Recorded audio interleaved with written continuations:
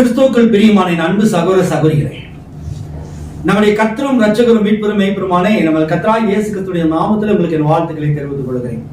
இந்த ஆசீர்வதிக்கப்பட்டதான இந்த அருமையான மனமகிழ்ச்சியுள்ள ஞாயிற்றுக்கிழமை வேளையிலே, இந்த காலை வேளையிலே நாம் பார்க்கிற செய்தியினுடைய தலைப்பு வெளிப்படுத்தின விசேஷத்திலே 10ஆம் அதிகாரத்தில் சொல்லப்பட்டது வசனத்திலே தேவ ரகசியம் அப்படிங்கிற ஒரு வார்த்தை உண்டு.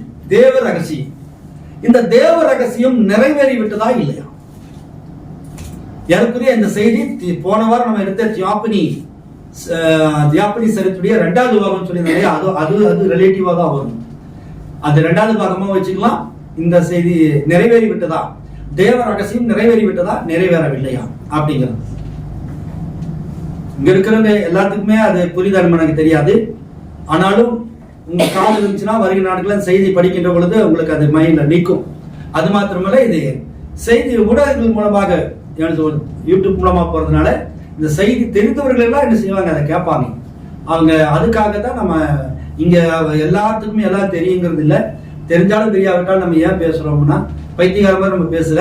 இந்த செய்தி வெவ்வேறு இடங்களுக்கு போகுது. செய்தி ஆழமா இருக்கிறவங்க இந்த செய்தியை கேட்கிறார்கள். ஆகவே இந்த செய்தி மற்றவர்களை தவறுகளை சுட்டி காட்டும். மற்றவருடைய செய்தியை இது உங்களுடைய செய்தி தவறு, இதுதான் கரெக்ட் அப்படிங்கிற மாதிரி அந்த தொனியில போகும். ஆகவே அவர்களும் அதை கண்டிப்பாக பார்ப்பார்கள். தவறாக இருப்பவர்கள் திருத்திக் கொள்வார்கள். இல்லையா சில நேரங்கள் நமக்கு எதிர்ப்பாகவும் மாறுவார்கள். அதை பத்தி நமக்கு கவலை கிடையாது. இருந்த போதிலும் நம் செய்தியை என்ன செய்யறோம், செய்தியாக பேசுகிறோம். ஆகவே இந்த செய்தியுடைய தலைப்பாக கொடுக்கப்படுகிற காரியம் தேவ ரகசியம் நிறைவேறி விட்டதா இல்லையா அப்படிங்கிறது.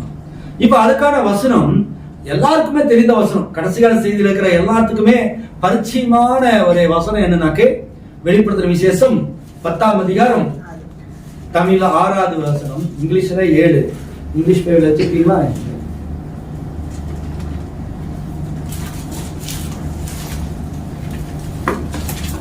எடுத்தவங்க வாசிங்க. இனி காலம் செல்லாது, ஆனாலும் தேவன் தம்முடைய ஊழியக்காரராகிய தீர்க்கதரிசிகளுக்கு சுவிசேஷமாய் அறிவித்தபடி 7ஆம் தூதனுடைய சத்தத்தின் நாட்களிலே அவன் எக்காலம் ஊதப் போகிற போது தேவ ரகசியம் நிறைவேறும் என்றார். ஆனாலும் தேவன் தம்முடைய ஊழியக்காரராகிய தீர்க்கதரிசிகளுக்கு சுவிசேஷமாய் அறிவித்தபடி. இந்த சுவிசேஷம் யாருக்கு அறிவிக்கப்பட்டிருக்குது? இந்த சுவிசேஷம் யாருக்கு? விசுவாசிகளுக்கா? யாருக்கு அறிவிக்கப்பட்டிருக்கு? இந்த வசனத்துல தீர்க்கதரிசிகளுக்கு இல்லைங்களா? நமக்கு அறிவிக்கிற சுவிசேஷம் வேற. ஆனா இந்த சுவிசேஷம் யாருக்கு அறிவிக்கப்பட்டிருக்குது? தீர்க்கதரிசிகளுக்கு. தேவன் தம்முடைய தீர்க்கதரிசிகளாகிய ஊழியக்காரர்களாகிய தீர்க்கதரிசிகளுக்கு சுவிசேஷமாய் அறிவித்தபடி 7ஆம் தூதனுடைய சத்தத்தின் நாட்களிலே அவன் எக்காலம் ஊதப்படுகிற போது தேவ ரகசியம் நிறைவேறும்.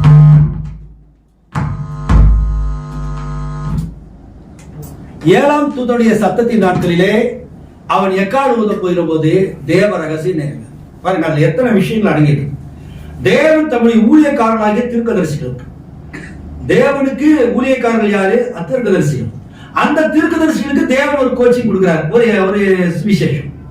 நமக்கு கொடுக்கப்படுகிற சுவிசேஷம் வேற, அந்த ப்ராபர்ட்ஸுக்கு கொடுக்கிற சுவிசேஷம். அவனுக்கு சுவிசேஷமா அறிவித்தபடி என்ன சுவிசேஷம் அறிவிச்சிருக்கிறாரு? ஒவ்வொரு தீர்க்கதரிசிகளுக்கும் கடைசி நாட்களிலே 7ஆம் தூதன் வருவான். அந்த 7ஆம் தூதன் செய்தியை முழுங்குவான். அதுதான் எக்காலம். 7ஆம் தூதனுடைய சத்தத்தின் நாட்களிலே அவன் எக்காலம் ஊதும் போது, சத்தம்னா செய்தி. 7ஆம் சத்தத்தின் நாட்களிலே, அந்த செய்தி நாட்களிலே அவன் ஒரு எக்காலம் ஊதுவான். செய்தியின் நாட்கள் போய்கொண்டே இருக்கும் போது அதுல ஒரு ஸ்பெஷலா ஒரு எக்காலங்கள் தெரியுங்க. அது ஒரு குறிப்பிட்ட செய்தி, ஒரு விருந்துக்கு அழைக்கிற செய்தி, அல்லது யுத்தத்துக்கு போகிற செய்தி. அதுதான் எக்காலம். செய்தி நிறைய ஜெனரலா இருக்கு. சத்தம் 7ஆம் சத்தத்தின் நாட்களிலே நிறைய மெசேஜ் வரும். அந்த மெசேஜ் வரும்போது திடீர்னு ஒரு வாய்ஸ், அது எக்காலம் இல்லைங்களா? எக்கால சத்தம், ட்ரம்பட் வாய்ஸ். இந்த வாய்ஸ் எதுக்கு? ஒரு யுத்தத்துக்கு அல்லது விருந்துக்கு இப்படி அழைக்கிறது. ஒண்ணு விருந்துக்கு அழைக்கிறது, இன்னொன்னு யுத்தத்துக்கு அழைக்கிறது சத்தம். இந்த 7ஆம் சத்தத்தின் நாட்களிலே அவன் எக்காலம் ஊதும் போது என்ன நடக்குமா? தேவ ரகசியம் நிறைவேறும்.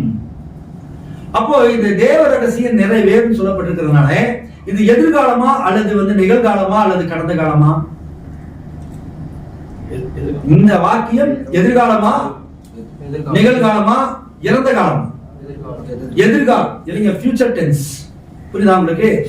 சரி, இப்போ ஆங்கிலத்தில் நம்ம வாசிக்க போகிறோம் இதே வசனத்தை. 10ஆம் அதிகாரம் இங்கிலீஷ்ல வந்து 7 வரும், தமிழ்ல 6, இங்கிலீஷ்ல 7.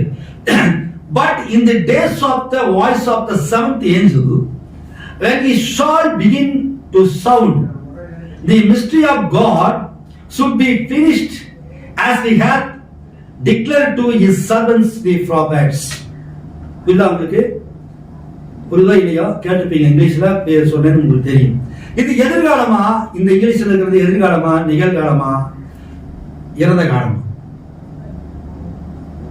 எதிர்காலமா, நிகழ்காலமா, இறந்த காலமா? மறுபடியும் வாசிக்கிறீங்க. But in the days of voice of the seventh angel, when he shall begin to sound, the mystery of God should be finished, as he had declared to his servants of the prophets. சொல்லுங்க, இப்ப படிச்ச பசங்க எல்லாம் இருக்கிறீங்களா? College போற பசங்க சொல்லுங்க. Past tense, இறந்த காலமா? அப்படியா? ஏன் அப்படி சொல்றீங்க? ஏன் அப்படி சொல்றீங்க? நான் ஒரு வார்த்தையை அழுத்தி சொன்னேன், டிக்ளேர்ட் அப்படின்னு சொன்னதுனால பாஸ்ட் டென்ஸ் சொல்றீங்க இல்லையா? இந்த டிக்ளேர் பாஸ்ட் டென்ஸ் தான், அந்த வாக்கியம் பாஸ்ட் டென்ஸா கவனிங்க. மறுபடியும் வாசிக்கிறேன். But in the days of the voice of the seventh angel, when he shall begin to, இப்ப கவனிங்க. அந்த இது முடிஞ்சிச்சுனா முடிஞ்சிரும். அதாவது sounding of the seventh angel, இறந்த காலமா, நிகழ்காலமா? கால ஓதிச்சுனா முடிஞ்சிரும். அது இந்த வாக்கியம் இறந்த கால வாக்கியமா, இதுல சொல்ல கடந்த கால வாக்கியமா, பாஸ்ட் டென்ஸா, ஃபியூச்சரா? சத்தமா சொல்லுங்க. ஃபியூச்சர் தான். ஃபியூச்சர், ஃபியூச்சருக்கு என்ன இருக்குது? ஃபியூச்சருக்கு என்ன இருக்குது? கடந்த நாட்களிலே ஒரு வந்து ஒரு வீடியோ போட்டிருந்தாங்க. அந்த வீடியோ நான் பார்த்தேன். இந்த வசனத்தை எடுத்து அவர் விளக்கம் கொடுத்திருக்கிறார். பொதுவாக 1990 இருந்து இதுக்குரிய வசனங்களை வந்து நிறைய பேர் வந்து இந்த வசனத்துல தடுமாறுவாங்க. இது எல்லாருக்கும் பழக்கப்பட்ட ஒண்ணுதான். நிறைய கடைசிகால செய்தி சபையில வசனமா இதன்னு செய்வாங்க, எழுதி வச்சிருப்பாங்க. 7வது தூதரின் சத்தத்து நாட்கள் எக்கால ஊதும்போது தேவ ரகசியம் நிறைவேறும்னு நிறுத்தி அதுக்கு அர்த்தம் கேட்டா யோசிப்பாங்க. அவங்க பொறுத்தவரை 7ஆம் தூதன் பிரணாமி சத்தத்து நாட்கள் தேவ ரகசியம் நிறைவேறுப்பா, எல்லா ரகசியங்களுமே நிறைவேறும். அவர் சர்ப்பத்தின் இருந்து 1000 வருஷம் ஆச்சு, புதிய வானம் புதிய வரைக்கும் எல்லாமே கொடுத்துட்டு போயிட்டாரு. சோ தேவ ரகசியம் நிறைவேறும், நிறைவேறிட்டு இப்படி எல்லாம் சொல்லுவாங்க. ஒவ்வொருத்தருக்கும் அவங்களுக்கு வாய்ப்பு அந்த மாதிரி சொல்லுவாங்க. பவுலோஸ் லாரி, திருநெல்வேலி இருக்கிற பவுலோஸ் லாரி இந்த வசனத்தை வச்சுதான் 7வது சத்தத்தின் நாட்களில் அவன் எக்கால ஊதும் போது தேவ ரகசியம் நிறைவேற்று அப்படின்ட்டு தன்னை ஒரு கிறிஸ்துவாக கொண்டு வந்தான். அது எப்படிங்கிறது சொல்றேன், இப்ப உங்களுக்கு இன்ட்ரடக்ஷன் மட்டும் கொடுக்குறேன்.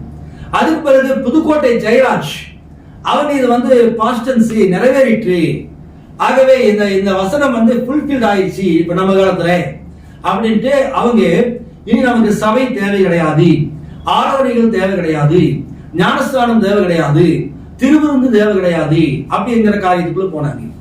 பிரணாம் கிறிஸ்துக்கள் தவறான உபதேசக்காரங்க, பிரணாமை கிறிஸ்து என்று சொல்லுகிறவர்கள், அவர்களே தெய்வாதான் சொல்றாங்க. அவங்க ஆனா சொல்றதுக்கு ஒவ்வொன்றும் பவுலாசிலாரி இதை நிறைவேறிச்சுன்னு சொல்லி அவர் தனக்கு கொடுத்துட்டாரு. பிரணாம் கிறிஸ்துக்கள் இது நிறைவேறிச்சுன்னு சொல்லி பிரணாம்ல கொடுத்துனாங்க. 2வது வந்துருச்சுன்னு சொல்றவங்க வந்து இதை வந்து என்ன செய்யறாங்க, வியாக்கானம் பண்ணி அதை வந்து இடவே முடிஞ்சு போச்சு, இனி நம்ம அவ்வளவுதான், நம்ம வந்து ராப்சர் கூட ஆயிடுச்சு அப்படின்னு சொல்லிட்டு அவங்க தவறா பொருத்தினாங்க. திருப்பூர்ல ஒரு போதகர் 1995 இந்த வசனத்தை எடுத்துட்டு 7ஆம் தூதன் சத்தத்தின் நாட்களிலே 7ஆம் தூதன் யாரு நமக்கு தெரிஞ்சிருக்க, 7ஆம் தூதன் யாருங்க? சத்தமா சொல்லுங்க, 7ஆம் தூதன் யாருங்க? சத்தமா சொல்லுங்க, அத்தனை மைக்ல விழுங்க. யாருக்கு 7ஆம் தூதன்? அவர் யார் பேர் சொல்லுங்க? பிரணாம் இல்லைங்களா?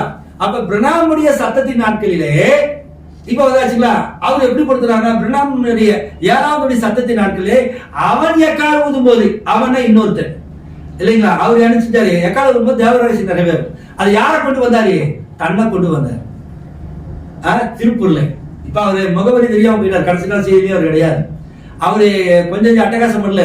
பிரணாமுக்கு பிறகு அடுத்த தூதன் நான் தான், 7வது முத்திரையை உடைக்க போறேன்னு பெரிய பெரிய கூட்டங்கள் நடத்தி நிறைய பேரை வர வச்சு உயிர்த்தெழுதல் நடக்கும், அற்புதங்கள் நடக்கும் அப்படி எல்லாம் சொல்லி கடைசியில கர்த்தர் இப்ப எனக்கு அதை சொல்ல அனுமதிக்கலன்ட்டு எஸ்கேப் ஆயிட்டார். அதோட அவர் விழுந்து போனவர் தான், இன்னைக்கு வரைக்கும் எந்திரிக்கல, மண்ணை கவுனவர் தான். ஏன்னா ராங் இன்டர்பிரேஷன். 7வது சத்தத்தின் நாட்களிலே அவன் எக்கால் ஊதும் போது, அப்ப முதல்ல 7வது சொல்லியாச்சு. அந்த வாக்கியத்தில் அடுத்தது வரும்போது மறுபடியும் 7வது சத்தத்தின் நாட்களிலே இந்த 7வது எக்கால் ஊதும் போதும் சொல்ல வேண்டிய அவசியம் இல்லை. மறுபடியும் அவன் சொன்னாலே யார் அந்த அவன் யாரு? அந்த 7வது தான். ஆனா இவங்க அதை எப்படி இன்டர்பிரேட் பண்ணாங்கன்னா 7வது சத்தத்தின் நாட்களிலே அவன் எவன்? அந்த திருப்பூர்ல இருக்கிற அந்த ஊழியக்காரன் அவன் இந்த எக்காலம் ஊதும் போது தேவ ரகசியம் நிறைவேறும். அவர் கள்ள தீர்க்கதரிசியாக அறியப்பட்டு கடைசியில அவர்கிட்ட இருக்கிறவங்க சிதறி போய் இன்னைக்கும் அவர்கிட்ட இருந்து பிரிஞ்சவங்க எல்லாம் ஒண்ணுமே நடக்காத மாதிரி அவங்க கடைசி கால செய்தி ஊழியத்தை செய்யறாங்க. ஆனால் கிரியைகளா ஒன்று கிடையாது. இந்த விஷயத்தை அவங்க கேட்டா கூட பயங்கரமா எரிச்சல் அடைவாங்க. அப்படிப்பட்ட இந்த வசனங்கள்ல வந்து நிறைய பேர் இடறி போனாங்க. அந்த போதகர் என்ன சொல்றாரு அப்படின்னா, 7வது சத்தத்தின் நாட்களிலே அவன் எக்காலம் ஊதும் போது தேவ ரகசியம் நிறைவேறும் சொல்லி தமிழ்ல போட்டிருக்கிறது. நிறைவேறும் அப்படின்னா அது என்ன காலம்? எதிர்காலம். ஆனா இங்க இங்கிலீஷ் பைபிள்ல என்ன போட்டிருக்குதுனாக்க என்ன காலம்? இறந்த காலம் அப்படின்னு சொல்லி அவர் விளக்கம் கொடுக்கிறார். அந்த போதகருக்கு ஏற்கனவே ஆங்கிலம் அறகுறை, ஆனாலும் தெரிஞ்ச மாதிரி கொஞ்சம் என்ன செய்வார், உருட்டுவார். நானும் தான் உருட்டிட்டு இருக்கிறேன், அது வேற விஷயம். ஆனா கொஞ்சம் கவனமா உருட்டுவேன், மிஸ்டேக் ஆகாம இருக்கணும்னு கவனமா உருட்டுவேன். மற்றவர் தெரியலன்னா மற்றவங்க எல்லாம் கேட்பேன். ஆனா அவரு யாருக்கும் கேட்க மாட்டார், எல்லாம் தெரிஞ்ச மாதிரி உருட்டுவார். இந்த வாக்கியத்தை அவர் படிச்சுட்டு இதுல டிக்ளேர்டுன்னு வந்திருக்குது, பினிஷ்டுன்னு வந்திருக்குது. சோ 7வது சத்தத்தின் நாட்களிலே அவன் எக்காலம் ஊதும்போது தேவ ரகசியம் நிறைவேறிற்று அப்படின்னு ஒண்ணுது. இப்ப போன வாரம் ஒரு பேசின செய்தி நிறைவேறிற்று. அப்போதான் மாட்டேன், இது யாருடைய டாக்டர்னு? லாரி, புதுக்கோட்டை ஜெயராஜ், பிரணாம் கிறிஸ்துக்கள், இவங்க எல்லாம் 95 96 எல்லாம் பேசுறேன். லாரி வந்து 85க்கு முன்னாடி இதெல்லாம் பேசி தன்னை சன் ஆஃப் மேன் மனுஷகுமார்னு அவர் சொன்னவர். அவருடைய புஸ்தமே இருக்கு நம்மகிட்ட, மனுஷகுமார் ஊழியன்ட்டு அவர் தன்னை மனுஷகுமார்னு சொல்லிட்டார், தன்னை கிறிஸ்து என்று சொல்லி கொண்டார். இந்த வசனத்தை அவர் தனக்காக சாதகமாக மாற்றினார். இதெல்லாம் வந்து பார்க்கும்போது என்னையா இந்த ஆள் இப்படி போயிருச்சாரு, குழியில விழுந்துட்டாரு பாருங்க. கொஞ்சம் இதான் நம்ம செய்தி போது நம்ம கொஞ்சம் உயர்த்திட்டோம் அப்படின்னாக்கே அவ்வளவுதான்.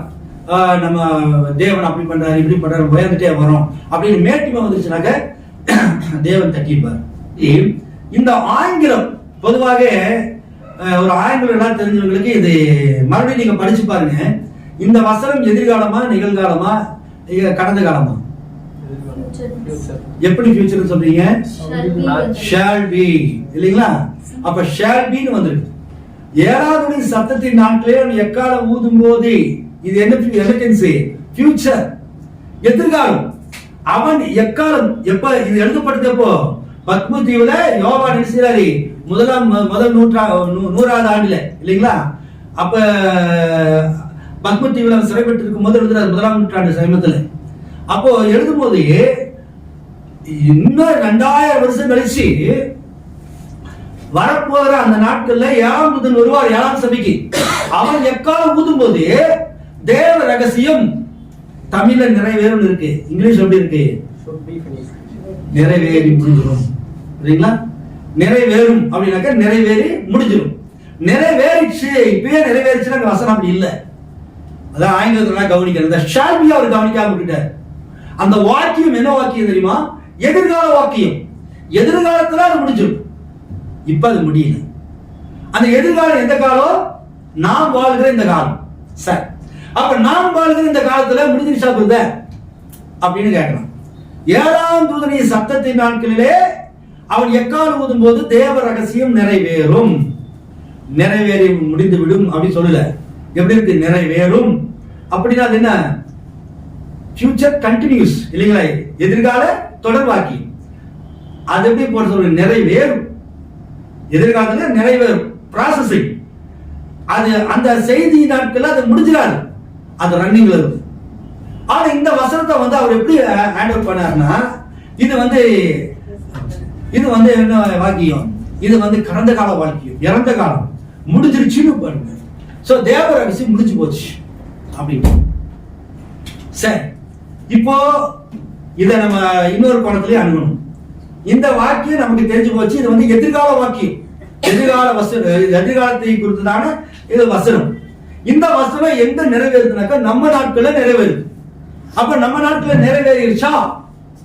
அப்படி நம்ம காலத்தை குறிச்சா சொல்லப்படுது. 7வது சத்தத்தின் நாட்களிலே அவன் எக்கால ஊதும்போது தேவ ரகசியம் நிறைவேறும். ரைட். அப்போ இங்க இன்னொன்னு கவனிக்கணும். என்ன கவனிக்கணும்னாக்க தேவ ரகசியம் நிறைவேறும் இல்லைங்களா? ஆங்கிலத்தில் தேவ ரகசியம் என்ன சொல்றதுங்க? Mystery of God. Mystery of God இருக்கா? மிஸ்ட்ரிஸ் ஆஃப் காட் இருக்கா?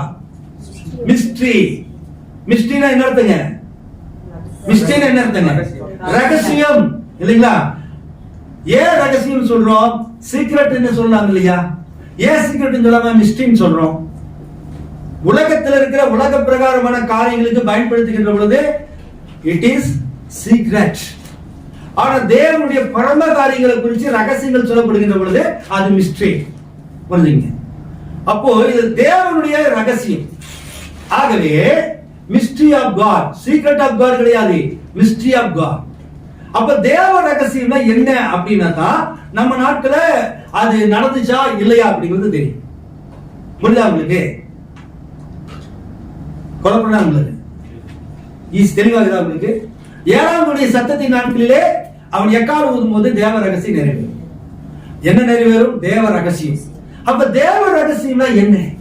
அந்த போதகர் அந்த பிரசங்கத்துல சொல்லுகிறார், நம்ம நாட்டுல தீர்க்கதரிசி நிறைய ரகசியங்களை வெளிப்படுத்தினார். நிறைய ரகசியங்கள் வெளிப்படுத்தப்பட்டது. நிறைய தேவ ரகசியங்கள் சர்ப்பத்தின் முத்திலிருந்து புதிய வானம் புதிய வரைக்குமாக நிறைய ரகசியங்களை வெளிப்படுத்தினார். அதுதான் இந்த வசனத்தினுடைய அர்த்தம் அப்படின்றார். ஆனா இங்க பைபிள் சொல்லுது, அந்த வசனம் என்ன சொல்லுதுனாக்க மிஸ்ட்ரி ஆஃப் காட், தேவ ரகசியம் தான் வெளிப்படுமே தவிர தேவ ரகசியங்கள் அல்ல. இல்லைங்களா? ப்ளூரல் கிடையாது, சிங்குலர். என் டைம் பாஸ்டர்களுக்கு நிறைய குழப்பங்கள், கொஞ்சம் விட்டு ஸ்கிட் ஆயிடுவாங்க. நம்ம ஒவ்வொரு எழுத்துக்களா பிடிக்கணும். சோ பிரணாம் கிறிஸ்துக்கள் இதை எடுத்து இந்த தேவ ரகசியம் என்பது பிரணாமை கிறிஸ்து என்று அறிந்து கொள்வதுதான் தேவ ரகசியம் அப்படின்னு கொண்டு வந்தாங்க. பவுலோசிலாரி எழுதின கொண்டு வந்தாங்க. பவுலோசிலாரியை வந்து கிறிஸ்து என்று அறிந்து கொள்வதுதான் தேவ ரகசியம். அது இந்த நாளில நிறைவேறிற்று அப்படின்ற. அதே மாதிரி வருகை முடிஞ்சிருச்சுன்னு சொன்னவங்க என்ன செஞ்சாங்களா? தேவன் இப்பொழுது என்ன செஞ்சாரு? மனவாட்டிக்குள்ள இறங்கிட்டாரு. மனவாட்டிக்குள்ள இறங்கி அவள் மறுரூபப்படுத்தப்பட்டு ஆவிக்குரிய விதத்தில் எடுத்துக்கொள்ளப்பட்டு விட்டார். Rapture is over. இதுதான் மிஸ்ட்ரி ஆஃப் காட் அப்படின்னு கொண்டு வந்தாங்க. அப்ப நிறைவேறிச்சுன்னு கொண்டு வந்தவனால எப்படி தவறி போயிட்டான். நாம எங்கேயும் அது நிறைவேறிச்சுன்னு சொல்லல. தேவ ரகசியம் தேவ ரகசியங்கள் நிறைவேறி கொண்டிருக்கின்றன சொன்னாரு. தேவ ரகசியங்கள் நிறைவேறிச்சுன்னாரு. ஆனா இங்க சொல்லப்பட்டது வந்து அந்த தேவ ரகசியங்கள் பரலோக ராஜ்யத்துடைய ரகசியங்கள். அதை நம்ம பார்க்க போறோம். ஆனா இங்க சொல்லுகிற இந்த தேவ ரகசியம் செப்பரேட். அப்படின்னாக்க மிஸ்ட்ரி ஆஃப் காட் அப்படிங்கறத நம்ம தெரிஞ்சிருக்கோம். புரியுதுங்களா? நம்மளுடைய தண்டர் மினிஸ்ட்ரி யூடியூப் வந்து ஒரு ஸ்பெஷல். மற்ற பாஸ்டுக்கு மாதிரி எல்லாரும் சொல்ற மாதிரி வளவலா குலகலானெல்லாம் போகாது. சும்மா நச்சு 4 வார்த்தை இருக்கும். மற்றவங்களை கண்டம் பண்ற மாதிரி திட்டுற மாதிரி தான் இருக்குமே தவிர நீங்க உத்து கவனிச்சீங்கன்னாக்க அதுல உங்களுக்கு நிறைய பாயிண்ட்ஸ் இருக்கும். மற்றவங்களை இவ்வளவு தெளிவா புளி போட்டுல விளக்க மாட்டாங்க. வார்த்தைக்கு வார்த்தை என்ன செய்யறோம்? நம்ம தெளிவுபடுத்தணும். இந்த செய்தி யாருக்கு புரியும் அப்படின்னாக்க தீர்க்கதரிசி செய்தி நல்லா தெரிஞ்சு பைபிள் தெரிஞ்சு இதுல ஆர்வம் உள்ளவங்களுக்கு தான் தெரியுமே தவிர மற்றவங்களுக்கு ஏதோ பேசுறாருப்பா என்னமோ அப்படிதான் போயிடுவாங்க. இந்த செய்தியிலே ஊறிட்டு போறாங்க பாருங்களேன், அவங்களுக்கு டக்கு டக்குன்னு இதை கேஷ் பண்ணுவாங்க. அவங்களுக்கு இது வந்து அல்வா சாப்பிட்ட மாதிரி அப்படி இருக்கும். சரி, இப்ப நம்ம தேவ ரகசியத்தை குறித்து நம்ம பார்க்க போறோம். இந்த தேவ ரகசியம்னா என்ன அப்படின்னு, இந்த தேவ ரகசியத்தை குறித்து தீர்க்கதரிசி ஏதாவது சொல்லியிருக்கிறாரா அப்படின்னாக்கே முதலாவது அதை தெரிஞ்சுக்கிறதுக்கு முன்னதாக தேவ ரகசியங்களை குறித்து தீர்க்கதரிசி சொல்றதை பார்க்கணும். இந்த கடைசி நாட்கள்ல தேவ ரகசியங்கள் என்ன செய்யப்பட்டிருந்தான் நிறைய. இந்த சிஸ்டர் சொல்லணும்.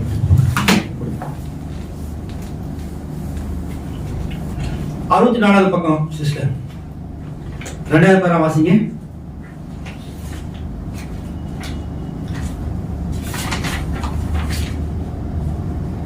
64வது பக்கம் 2வது பேரா. தேவனிடத்தில் விசுவாசமாய் இருங்கள். 64வது பக்கம் நீங்க மேல போட்டு எழுதி முழு வேதாகமத்திலும் முழு வேதாகமத்திலும் மறைக்கப்பட்ட ரகசியங்களில் மறைக்கப்பட்ட ரகசியங்களில் 7 முத்திரைகளும் உடைக்கப்படும் 7 முத்திரைகளும் உடைக்கப்படும் என்றும் 7ஆம் தூதனின் செய்தியில் வெளிப்படுத்தின விசேஷம் 7ஆம் தூதனின் செய்தியில் வெளிப்படுத்தின விசேஷம் 10ஆம் அதிகாரத்தில் வெளிப்படுத்தின விசேஷம் 10ஆம் அதிகாரத்தில் கூறப்பட்டவைகள் இன்றைய தினம் நிறைவேறிற்று. கூறப்பட்டவைகள் நிறைவேறும் என்றான். முழு வேதாகமத்திலும் மறைக்கப்பட்ட ரகசியங்களில் 7 முத்திரைகளும் உடைக்கப்படும் என்றும் 7ஆம் தூதரின் செய்தியில் வெளிப்படுத்தின விசேஷம் 10ஆம் அதிகாரத்திலே கூறப்பட்டிருப்பவைகள் நிறைவேறும் என்றான். உங்கள் கண்கள் காண இந்த வேத வாக்கியம் நிறைவேறிற்று. எது நிறைவேறிச்சா? 7 முத்திரைகளும் உடைக்கப்படும் என்றும் 7ஆம் தூதனுடைய செய்தியில வெளிப்படுத்தும் விசேஷம் 10ஆம் அதிகாரத்தில் சொல்லப்பட்ட காரியங்கள் என்ன செய்யுமா? நிறைவேறும். அது சொல்லிட்டு சொல்றாரு, இந்த வேத வாக்கியம் இன்றைய தினம் நிறைவேறிற்று. ரெண்டாமே சொல்றாரு இல்லையா, இந்த வேத வாக்கியம் இன்றைய தினம் நிறைவேறிச்சு அப்படின்னு. அப்ப நாங்க சொல்றது என்ன தப்பு? நிறைவேறிச்சுட்டாரே. 10ஆம் அதிகாரத்தில் சொல்லப்பட்டிருக்குது 7 முத்திரைகள், அது உடைக்கப்படும் போது ரகசியங்களா வெளிவரும். அதுதானே, அதான தேவ ரகசியங்கள். அது நிறைவேறும் ப்ராஃபிட் சொல்லிட்டாரே அப்படின்னு கொண்டு வரலாம். சரி, அதுக்கு நம்ம விளக்கத்துக்கு வருவோம். அடுத்தபடியாக தொலைபேசியின் மூலமாய் கேட்டுக்கொண்டிருக்கும் டக்சனில் இருக்கிற நீங்கள், கலிபோர்னியாவில் இருக்கிற நீங்கள், நியூயார்க்கில் இருக்கிற நீங்கள், உங்கள் கண்கள் காண இந்த வேத வாக்கியம் நிறைவேறிற்று அப்படின்னு சொல்லிட்டு அது என்ன செய்தி? இப்ப நீங்க முதல்ல வாசிச்சீங்களா? அது என்ன செய்தி? இந்த வேத வாக்கியம் முதல்ல நம்ம வாசிச்சது வந்து இந்த வேத வாக்கியம் நிறைவேறிச்சு. இப்ப வந்து சொல்றாரு, கடைசி காலத்தின் ஆவின் அபிஷேகம் பெற்றவர்கள் அப்படிங்கிற செய்தியில மனுஷகுமாரன் வெளிப்படும் அதே நாளில், வெளிப்படுத்தல் 10:1-7, 7ஆம் தூதனின் செய்தி முத்திரைகளை திறக்கும். 7ஆம் தூதன் மனுஷகுமாரன் அல்ல, ஆனால் அந்த தூதன் மனுஷகுமாரனை வெளிப்படுத்துகிறார். இவ்விருவரும் யார் என்று உங்களுக்கு புரிகிறதா? அதுதான் இதுவரை உங்களுக்கு புரிந்து கொள்ள முடியாத கடினமான செயலாய் இருந்து வருகிறது. 7ஆம் தூதன் மனுஷகுமாரன் அல்ல, ஆனால் அவர் மக்களுக்கு மனுஷகுமாரன் யார் என்பதை வெளிப்படுத்துகிறார். என்னவா? 7ஆம் தூதன் யார் இல்லையா? மனுஷகுமாரன் அல்ல, ஆனால் மனுஷகுமாரன் யார் என்பதை வெளிப்படுத்துகிறார். இல்லைங்களா? கடைசி காலத்தின் ஆவின் அபிஷேகம் பெற்றவர்கள் செய்தியில அவர் சொல்றார். சரி, இப்ப நீங்க கவனிங்க. இந்த 7ஆம் தூதன் அவர் வரும்போது இந்த வெளிப்படுத்தும் விசேஷம் 10ஆம் அதிகாரத்தில் இருக்கிற காரியங்கள் என்ன செய்வாரா? அவர் விலைக்கு கொடுப்பார். நிறைய கோட்ஸ் இருக்கு, படிச்சோம்னா 7ஆம் தூதன் வந்து எல்லா தகந்த முனைகளை எல்லாம் ஒண்ணு சேர்த்து கொடுப்பாரு, வேதாகமத்தில் இருக்கிற எல்லா ரகசியங்களையும் வெளிப்படுத்துவாரு. இப்படி நிறைய தீர்க்கதரிசி செய்திகள் நிறைய உண்டு. நம்ம எல்லாத்துக்கும் போக வேண்டாம், ஒரு 1-2 பார்த்து அவ்வளவுதான். இப்ப இந்த இடத்துல இன்னொரு காரியம் சொல்லப்படுது. இந்த 7ஆம் தூதன் இருக்கின்ற பொழுது தேவன் என்ன செய்யப்படணுமா? மாம்சத்திலே வெளிப்பட வேண்டுமா? தேவன் மாம்சத்தில் வெளிப்பட வேண்டுமா? சரிங்களா? சரி, இப்ப இந்த நம்ம காரியங்களை பார்க்கிறோம். இந்த மாம்சத்துல அவர் வெளிப்படும் போது என்ன நடக்குது? இந்த ரகசியங்கள் எல்லாமே வெளிப்படுது அப்படின்னு 94வது பக்கம் எடுத்துக்கங்க. கடைசி பேரா 94வது பக்கம் கடைசி பேரா. இப்பொழுது கவனியுங்கள், அது மறுபடியும் சம்பவிக்கும் என்று இயேசு கூறினார். சோதோமின் நாட்களில் நடந்தது போல மனுஷகுமாரன் வருகையிலும் மறுபடியுமாக தேவனுடைய ஆவி மாம்ச சரீரத்திலே இறங்கும். ஆபிரகாமிடம் சென்ற அந்த மனிதன் கன்றுக்குட்டியின் இறைச்சியை புசித்து மாட்டின் பாலை குடித்து எண்ணெயும் அப்பமும் தின்றார். ஆபிரகாம் அவரை ஏலோகிம் என்று அழைத்தான். மாம்சத்தில் வெளிப்பட்ட தேவன் தமது வருகைக்கு முன்பாக மறுபடியும் மாம்ச சரீரத்திலே வெளிப்படுவார் என்று இயேசு வாக்களித்தார். அது பரிசுத்த ஆவி. தேவன் தமது வருகைக்கு முன்பாக மறுபடியும் மாம்ச சரீரத்திலே வெளிப்படுவார் என்று இயேசு வாக்களித்தார். அது பரிசுத்த ஆவி. தேவன் ஒருவரே தன்னை வெளிப்படுத்தி மறுபடியும் மறுபடியுமாக லோத்தையும் ஆபிரகாமையும் வெவ்வேறாக பிரிக்கிறார். கவனிங்க, மறுபடியுமாக என்ன செய்யுமா? ஆபிரகாம் காலத்துல தேவன் எப்படி வந்தாரு? மாம்சத்துல வெளிப்பட்டு இல்லைங்களா? மாம்சத்துல வெளிப்பட்டு 3 தூதர்கள் வராங்க இல்லைங்களா? அந்த தூதர்கள் ஒரு தூதன் யாரு? இயேசு கிறிஸ்து. ஆபிரகாம் வரும்போது ஆபிரகாம் கொளுத்த கண்டடிவா, அந்த கொளுத்த கண்டடிச்சு வெண்ணையும் பாலும் கொடுத்து அப்பமும் இறைச்சி கொடுத்து என்ன செஞ்சான்? போஷித்தான்.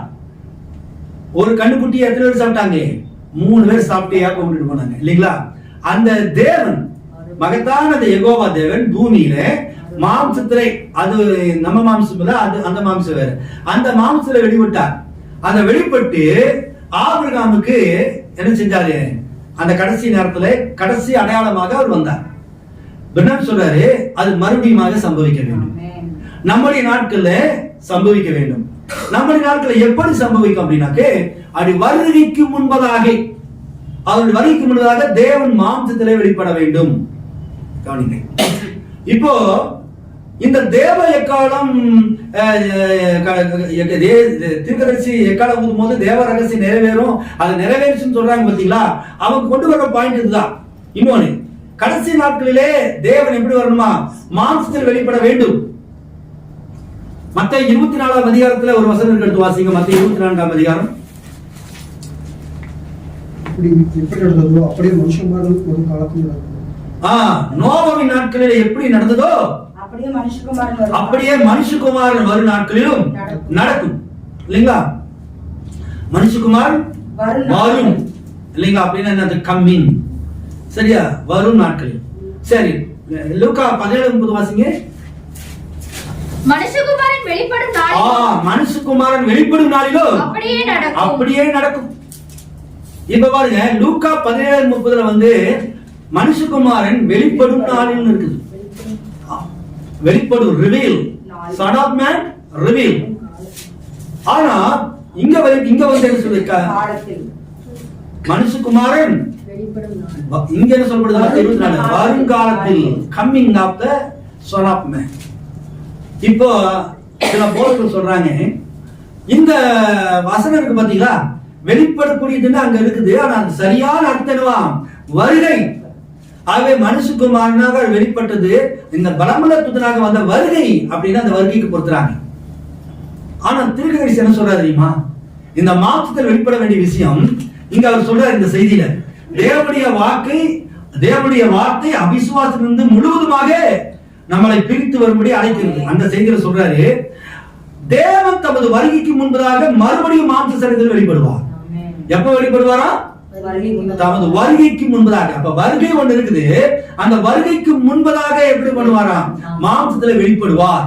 புரியுதா உங்களுக்கு? அப்ப அதை நம்ம வருகைன்னு சொல்ல முடியாது. சரி, அதான் அந்த வருகையை வந்து தீர்க்கதரிசி எங்க கொண்டு வந்தாரு அப்படின்னா, என்ன செய்தி அப்படின்னாக்க, கடைசி காலத்தில் ஆவியின் அபிஷேகம் பெற்றவர்கள் செய்தியில சொல்றார். 1965 பேசின செய்தி, கடைசி காலத்தில் ஆவியின் அபிஷேகம் பெற்ற செய்தியில சொல்றாரு, அந்த நதியினிடத்திலே பிரதிச்சியமானவர் நான் இல்லை. எந்த நதி?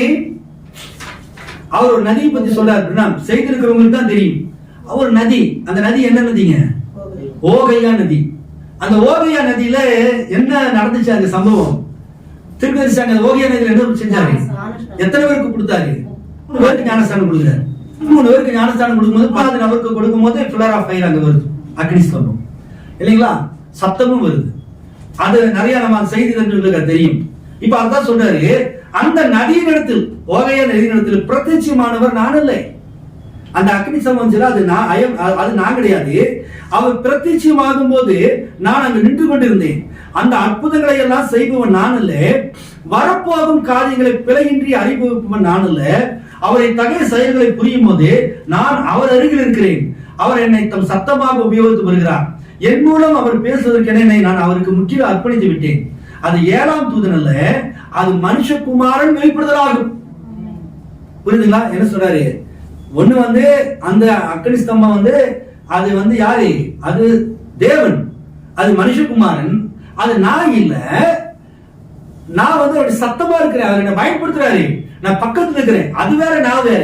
நான் யாரு? 7ஆம் தூதன். ஆனா அது யாரு? அந்த தூதன் அது தேவன். சொல்லிட்டு என்ன சொல்றாரு? அது மனுஷகுமாரன் வெளிப்படுதல் ஆகும். அப்போ மனுஷகுமாரன் எப்ப வெளிப்பட்டாரு? எப்ப வெளிப்பட்டாருங்க? எந்த ஆண்டு வெளிப்பட்டாருங்க? ஓகே நதி சம்பவம் எப்ப நடந்துச்சுங்க? 1933 நடந்துச்சு இல்லைங்களா? 1933 தான் அந்த ஓகிய நதியில ஒரு ஞானஸ்தானம் கொடுக்குறாரு. அப்ப தீர்க்கதரிசி சொல்றாரு, அப்பவே அது மனுஷகுமாரன் ரிவீல் ஆயாச்சுன்றாரு. அப்போ மனுஷகுமாரனை வந்து இன்னைக்கு என்ன சொல்றாங்க, வருகை வந்தாச்சுன்னு சொல்றவங்க 1963 வந்தது மனுஷகுமாரனுடைய வருகை, மனுஷகுமாரனுடைய வெளிப்பட்டாரு அப்படின்றாரு. ஒரு போதகர் இல்ல இங்கிலீஷ்ல பாருங்க, அங்க வெளிப்பட்டார் இருக்குது, இங்க வந்துட்டார் இருக்குது, கம்மிங் இருக்குது, அங்க ரிவீல் இருக்குது, ஆகவே இதுதான் வருகை அப்படின்றார். ஆனா இந்த மனுஷகுமாருடைய வருகை வந்து எப்போ வந்துச்சு? 1933 வந்தாச்சு. சோ இது வந்து ரகசிய வருகை அல்ல, இது மனுஷகுமார் அதான் தீர்க்கதரிசி சொல்றாரு ரிவீல் ஆகிறது. மனுஷகுமார் நான் வந்தாலும் கூட அவர் ரகசிய வருகையை வர்ற அந்த வருகை கிடையாது, இது ரிவீல், அக்கடித்துவமாக வெளிச்சமாக பிரத்யட்சமானார் சொல்றாரு. பிரத்யட்சம்ன்றது என்ன? ரிவீலா, வெளிப்படுறது. சரிங்களா? அதனாலதான் நம்ம என்டே மாஸ்டர்ல வந்து ஒத்து கவனிக்கணும். நான் ஏன் வந்து எல்லா பாஸ்டர்களுக்கு செய்தி நம்ம ரொம்ப கவனிக்கிறேன்னா, இந்த மாதிரி சின்ன சின்ன விஷயங்களை தடமாறிடுவாங்க. பாருங்க, அந்த வெளிப்படுத்துற விசேஷம் 10ஆம் அதிகாரம் அந்த 7வது வசனத்தை ஆங்கில மொழிபெயர்ப்பு அவர் தப்பா பண்ணதுனால டோட்டலா மெசேஜ் ஃபுல்லாவே விட்டார். அவர் தன்னை அறியாமே இதுக்கு முன்னாடி இந்த நிறைவேறிச்சுன்னு சொல்லி அவங்க தங்களை கிறிஸ்துவுக்கு பொருத்திருக்கிறாங்க, தவறான உபதேசங்களுக்கு எல்லாம் பொருத்திருக்காங்க, அவருக்கு தெரிஞ்சோ தெரியாமலோ சொல்லிட்டாரு. அதைதான் நான் கவனிக்கிறது. எவ்வளவு பெரிய செய்தியாளராக இருந்தாலும், எவ்வளவு வயதானவராக இருந்தாலும், எவ்வளவு நல்லவராக இருந்தாலும், அல்லது ரொம்ப பெரிய சபை வச்சிருந்தாலும் சரி, அந்த செய்தியானது வேதத்தோடு பொருந்தி வருகிறதா, செய்தியோடு பொருந்தி வருகிறதா அப்படின்னு தான் கவனிக்கணும். நம்மோட இருக்கிற வரைக்கும் அவங்க எல்லாம் கொஞ்சம் சரியா இருப்பாங்க. நம்மளோட பேசும்போது அவர் மிஸ்டேக் இருந்தா கூட இல்லை இப்படிதான் நம்ம பேசுவோம். ஆனா நம்ம ஐக்கியத்தை விடும்போது அது தாறுமாறாது போயிடும். நிறைய பாஸ்டர்ஸ் நான் கவனிச்சிட்டேன், நம்ம இருந்து அவங்க பிரிஞ்ச அடுத்த மாத்திரத்துல அவங்களுக்கு வேற ஒரு அபிஷேகம் அறிகிறது. அதனாலதான் அப்போ இந்த வெளிப்படுத்தும் விசேஷம் 10ஆம் அதிகாரம் அது எதிர்கால வார்த்தை தான். அந்த எதிர்கால வார்த்தை வந்து எங்க ஃபுல்ஃபில் ஆகுதுன்னா நம்முடைய காலத்துல. ஆக அந்த வசனத்தை வந்து அது எதிர்காலம் தான் சொல்லுமே தவிர அது பாஸ்ட் சொல்லக்கூடாது. சரி, அப்ப நம்ம காலத்துல பாஸ்ட் சொல்லலாமா? அதுதான் வரேன். அப்ப நம்ம காலத்துல எப்படி பாஸ்ட் சொல்ல முடியும் அப்படின்னாக்க, பாஸ்டன்ஸா அல்லது இறந்த கால தொடர் வாக்கியமா, அது ப்ராசஸிங்கா, பாஸ்டன்ஸா ப்ராசஸிங்கா நம்ம பார்க்க போறோம். மனுஷகுமார் எப்ப வெளிப்பட்டாரு? அவர் அந்த நதியிடத்திலே பிரத்யட்சமானவர் நான் அல்ல, அது 7ஆம் தூதன் அல்ல, அது மனுஷகுமாரன் வெளிப்படுதல் ஆகும். அது தூதன் அல்ல, மறைபொருளாய் இருந்த தேவனுடைய ரகசியம் வெளிப்படுதல் ஆகும். ஆனால் அவரால் அனுப்பப்பட்ட தூதன் மனுஷகுமாரன் எனப்படுவது கிறிஸ்து. அவரைத்தான் நீங்கள் புசித்து வருகின்றீர்கள். நீங்கள் மனிதனின் வார்த்தையை புசிக்கவில்லை, மனிதனின் வார்த்தையில் தவறாக போக ஏது உண்டு. ஆனால் நீங்களோ என்றென்றைக்கும் தவறாத மனுஷகுமாரனின் சரீரமாகிய வார்த்தையை புசித்துக் கொண்டிருக்கிறீர்கள். எப்ப இருந்து? about 33 இருந்து மனுஷகுமாரன் அப்பவே வந்தாச்சு. 33க்கு முன்னாடி கூட வந்துக்கலாம். மெசேஜ் கோட் செக்ரெட் இல்லை. அவருக்கு அக்கடி சம்பவம் வரும்போதே அது மனுஷகுமாரன் பிரத்யட்சம் தான். ஏன்னா ஆபிரகாம் கூடாரத்துக்கு யார் வந்தா? ஆபிரகாம் கூடாரத்துக்கு யார் வந்தாங்க? இயேசு கிறிஸ்து வந்தார் இல்லையா? அப்ப பின்னாக் கூடாரத்துக்கு அவர் வரணும் இல்லையா? 63 வரணுங்கிற அவசியம் இல்லை. அப்போ 63 வந்தது பலமுள்ள தூதன், மைட்டி ஏஞ்சல். ஆனா மனுஷகுமாரனாக வெளிப்பட்டது எப்போ? 33 வெளிப்பட்டாச்சு ப்ராஃபட் சொல்றார். 1963க்கு முன்பதாகவே மனுஷகுமாரன் வெளிப்படும் நாட்கள் அது வந்துவிட்டதுன்னு தீர்க்கதரிசி செய்தியில பல செய்தியில சொல்லியிருக்கிறாரு. ஒரு 1958 பேசின ஒரு செய்தி உங்களுக்கு இந்த இடத்துல குறிப்பு நான் கொடுத்திருக்கேன் பாருங்க. Where is he king of the Jews, யூதர்களுக்கு ராஜாவானவர் எங்கே அப்படிங்கிற அந்த செய்தியில அவர் சொல்லியிருக்கிறார். ஏன்னா ஆபிரகாம் நாட்களில 3 தூதர்கள் வந்தது போல இந்த கடைசி நாட்களிலும் பில்லி கிரகாம், ஓரல் ராபர்ட்ஸ் அவர் தீர்க்கதரிசி தன்னை மென்ஷன் பண்ணி சொல்லியிருக்கிறாரு. இந்த 3 தூதர்கள் இன்னைக்கே வந்திருக்கிறாங்க. சோ இன்னைக்கு மனுஷகுமாரன் வெளிப்பட்டு இருக்கிறாரு அப்படின்னு 1958 அவர் பேசியிருக்கிறார். 1947, 48 அப்படி இருந்தா பில்லி கிரகாம், ஓரல் ராபர்ட்ஸ், பிரண்ணாமுடைய மினிஸ்ட்ரி எல்லாம் நல்ல பவர்ஃபுல் மினிஸ்ட்ரியா இருந்துச்சு. ஸோ அந்த 3 தூதருடைய ஊழியம் அந்த நாட்களில் நடந்துச்சு. ஸோ அது மனுஷகுமாரன் வெளிப்படும் நாட்களை வச்சுட்டு அந்த மனுஷகுமாரன் வெளிப்பட்டது தான் 2வது வருகைன்னு சொல்றது ரொம்ப தப்பு. ஒரு 1963 மனுஷகுமாரன் வெளிப்படல, அதுக்கு முன்னதாகவே வெளிப்பட்டார். ஆனா 1963 வந்த அந்த பலமுள்ள தூணுடைய வருகை தான் நம்ம 2வது வருகை என்று சொல்லுகிறோம். அது நவ் ப்ராசஸிங்ல இருக்கிற முடியல. ஆகவே இதை நல்லா கவனிக்கணும். கடைசி கால செய்தி ஊழியர்கள் அப்படி போற போக்கில் அப்படி அடிச்சு விட்டுட்டே போயிட்டு இருப்பாங்க. இதை கவனிச்சுட்டே வாங்க, செய்தி தொடர்ந்து கவனிங்க. நான் கொடுத்துருக்க அந்த குறிப்பை நீங்க புத்தகத்தில் எடுத்து படிச்சு பாருங்க. இதுலயே நீங்க ஜூம் பண்ணி பார்க்கலாம்.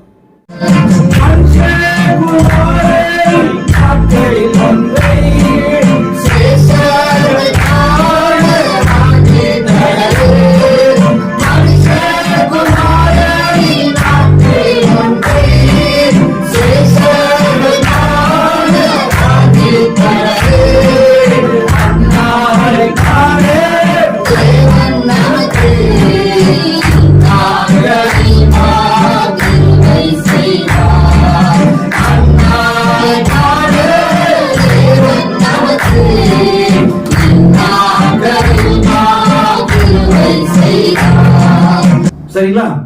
மனுஷகுமாரன் வெளிப்படும் அதே நாளில் அடுத்த செய்தி சொல்றார். கடைசி காலத்தின் ஆவியானவர் அபிஷேகப்பட்ட செய்தியில் தான் அடுத்த பேராவரை மனுஷகுமாரன் வெளிப்படும் அதே நாளில் வெளிப்படுத்தும் விசேஷம் 10ஆம் அதிகாரம் 1-7 7ஆம் தூதனின் செய்தி முத்திரைகளை தர பாருங்க. மனுஷகுமாரன் வெளிப்படும் அதே நாளில், அதே நாள் அந்த டேட்ல கிடையாது, அந்த அந்த நாளெல்லாம் ஒரு நல்ல நாளப்பா, அந்த நாட்களை எல்லாம் நாங்க மறக்க முடியாது, அந்த நாளெல்லாம் எப்படி இருந்துச்சு தெரியுமா அப்படின்றோம். அப்படின்னாக்கா நாளுங்கிறது ஒரு காலகட்டம், புரியுதுங்களா? அப்ப மனுஷகுமாரன் இந்த டேட்ல இந்த டைம்ல வந்தாரு அப்படின்னு சொல்ல முடியாது. ஏன்னா முத்திரைகள் திறக்கப்பட்டு அது சாமியார் காலையில பிப்ரவரி 28ஆம் தேதி அவருக்கு ரீச் ஆச்சு. ஆனா ரிவீல் ஆனது எப்போ, அவர் எப்போ ப்ரீச் பண்ணாரு? மார்ச் மாசம். பிப்ரவரி மாசம் 28ஆம் தேதி அவர் கைக்கு கிடைச்சது. அவர் கைக்கு கிடைச்சத புரியிருக்கே சில நாட்கள் ஆச்சு. அது பிறகு மார்ச் மாசம் என்ன செஞ்சாரு? ஒவ்வொரு நாளா ஒரு முத்திரைகளை கொண்டு வர்றாரு, புரியுதுங்களா? அப்போ அதுக்கு நாள் இல்லை, அது ஒரு டியூரேஷன், ஒரு டைம். அந்த நாள் இல்லைங்களா, அந்த நாள் நல்ல நாள் அப்படிங்கிற அந்த மாதிரி ஒரு டியூரேஷன். அப்ப அந்த நாள்ல மனுஷகுமாரன் வெளிப்படுகிற அந்த நாள்ல 7ஆம் தூதனை செய்தி என்ன செய்யுமா? முத்திரைகளை திறக்கும். 7ஆம் தூதன் மனுஷகுமாரன் அல்ல, ஆனால் அந்த மனுஷகுமாரனை வெளிப்படுத்துகிறார். பிரணாம் யார் இல்ல, மனுஷகுமாரன் அல்ல அப்படின்னு அவர் சொல்றார், பிரணாம் சொல்றார். ஆனா அவர் யாரா? மனுஷகுமாரனை வெளிப்படுத்துகிறார். சரி, அப்ப பிரணாம் மனுஷகுமாரன் இல்லையா? மனுஷகுமாரன் இல்லைங்களா? தீர்க்கதரிசிகளை தேவன் எப்படி அழைக்கிறார்? எசேக்கியேல் எப்படி அழைத்தார்? மனுஷகுமாரனே, மனுபுத்திரனே. மனுஷகுமாரனை யாருங்க? ப்ராஃபட், தீர்க்கதரிசி இல்லைங்களா? அப்ப மனுஷகுமாரனை தேவன் தீர்க்கதரிசிகளை அழைக்கிறார். ஆனா பிரணாம் சொல்றாரு, நான் மனுஷகுமாரனை அல்ல, நான் மனுஷகுமாரன் அல்ல, அந்த மனுஷகுமாரனை ரிவீல் பண்ணுவேன் அப்படின்னு தெரியுங்களா? ஐ am not the son of man. நான் அந்த மனுஷகுமாரன் அல்ல, இயேசு கிறிஸ்து என்கிற மனுஷகுமாரன் நான் அல்ல, நான் son of man. நான் ஒரு தீர்க்கதரிசி. இந்த தீர்க்கதரிசி யாரை ரிவீல் பண்ணணும்? ஒரே son of man இல்லையா? தி son of man ரிவீல் பண்றேன் அப்படிங்கறது வரணும். அதை நீங்க புரிஞ்சுக்கணும். அது 7ஆம் தூதன் அல்ல, அது மனுஷகுமாரன் வெளிப்படுத்தலாகும். அது தூதன் அல்ல, மறைபொருளாய் இருந்த தேவனுடைய ரகசியம் வெளிப்படுத்தலாகும். ஆனால் அவரால் அனுப்பப்பட்ட தூதன் மனுஷகுமாரன் எனப்படுவது கிறிஸ்து அப்படின்றார். இவ்விருவருக்கும் யார் என்று இவ்விருவரும் யார் என்று உங்களுக்கு புரிகிறதா? 2 பேர்த்தையும் ஒன்னா போட்டுட்டு பின்னாம கிறிஸ்துன்னு சொல்லாதீங்கடா, என்ன கிறிஸ்துன்னு சொல்லாத, நான் கிறிஸ்துவை வெளிப்படுத்த வந்தா நானே ஒரு மனுஷகுமாரன். I am a son of man, but I reveal the son of man. புரியுதா உங்களுக்கு? அதுதான் இதுவரை உங்களுக்கு புரிந்து கொள்ள முடியாத கடினமான செயலாய் இருந்து வருகிறது. 7ஆம் தூதன் மனுஷகுமாரன் அல்ல, ஆனால் அவர் மக்களுக்கு மனுஷகுமாரன் யார் என்பதை வெளிப்படுத்துகிறார். பாத்தீங்களா? அப்ப இந்த இடத்துல மனுஷகுமாரன் இல்லைனாக்கா அவர் தீர்க்கதரிசின்னு கொண்டு வரக்கூடாது. இவர் இங்க சொல்றது என்ன? நான் ஒரு மனுஷகுமாரன், நான் ஒரே மனுஷகுமாரன், தேவன்கிற அந்த தாட் உங்களுக்கு வந்துடக்கூடாது. ஏன்னா அற்புதம் செய்யறேன், பகுத்தறிஞ்சு சொல்றேன், தீர்க்கதரிசனம் சொல்றேன், மருத்துவர் உயிரோடு எழுப்புறேன், இது அவர் சொல்றாரு, இது நான் இல்ல, நான் பக்கத்துல நிக்கிறேன், என்னை கொண்டு அவர் செய்கிறார் அப்படின்றார். அதுக்காகத்தான் மனுஷகுமாரன் அப்படின்றார். சரிங்களா? அப்போ மனுஷகுமாரன் யார் என்பதை நாம் பார்த்து கொண்டோம். அவர் மாம்சத்தில் எப்படி வெளிப்படுகிறார் என்பதை நாம் பார்த்தோம். அது மட்டுமல்ல, இந்த வேத வாக்கின்ற தின நிறைவேற்று செய்தியிலையும் நம்ம பார்த்தோம். முழு வேதாகமத்திலும் மறைக்கப்பட்டிருக்கிறதானே ரகசியங்களை யார் வெளிப்படுத்துவா? இந்த 7ஆம் தூதன் வெளிப்படுத்தும். அப்ப இந்த முழு வேதாகமத்துல என்ன ரகசியங்கள் இருந்தது அப்படின்னு பார்த்தோம். என்ன ரகசியம்? முழு வேதாகமத்துல என்ன ரகசியம் நமக்கு தெரியும். செய்திக்கு வந்தாச்சு. ஆதியாகமத்திலிருந்து வெளிப்படுத்த செய்த வரைக்கும் சர்ப்பத்தின் வித்து ஸ்தானத்துக்கு எனக்கு தெரியாது. 17 ஆஃப் டேனியல் அவன் சொல்றது தப்பா இருக்கும். நிறைய செய்தி இருக்குப்பா. பிரணாமணி செய்திக்கு வந்தது பிறகுதான் ஞானஸ்தானம், ஒரே தேவன், இதெல்லாம் வெளிப்படுத்தப்பட்டது அப்படின்னு. அப்ப தீர்க்கதரிசி என்ன சொல்றாருனாக்கே,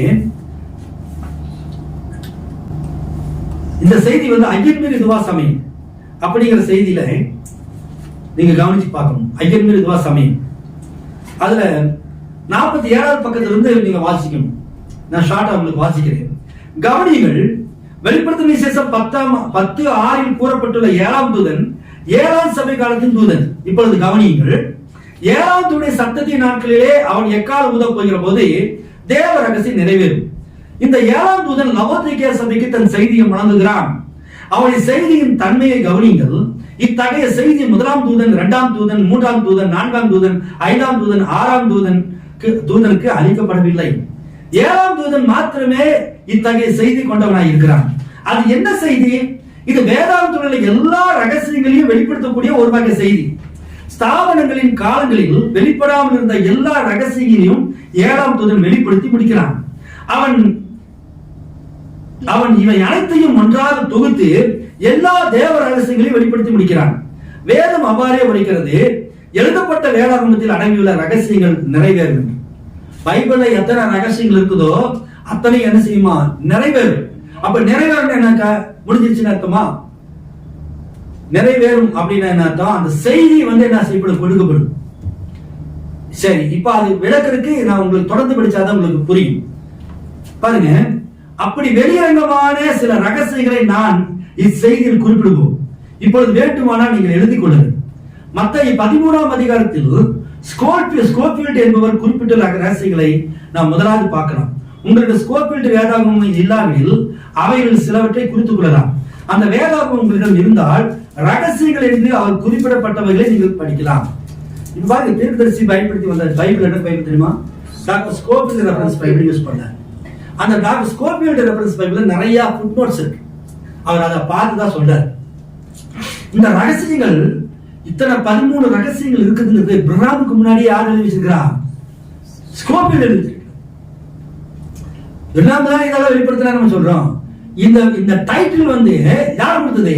ஸ்கோஃபீல்ட் பைபிள்ல அந்த ஃபுட்நோட்ஸ்ல கொடுத்திருக்கிறார். மத்தேயு 13ஆம் அதிகாரத்துல இயேசு சொன்ன அந்த ஊமைகளுக்கு அர்த்தத்தை வந்து ஃபுட்நோட்ஸ்ல வந்து 13ஆம் அதிகாரத்துடைய அந்த ஃபுட்நோட்ஸ்ல தெரியுமா உங்களுக்கு? அது சைடுல வரும். அதுல வந்து என்ன செஞ்சிருக்காரு? இந்த 13 ரகசியங்களை கொடுத்திருக்கிறார்.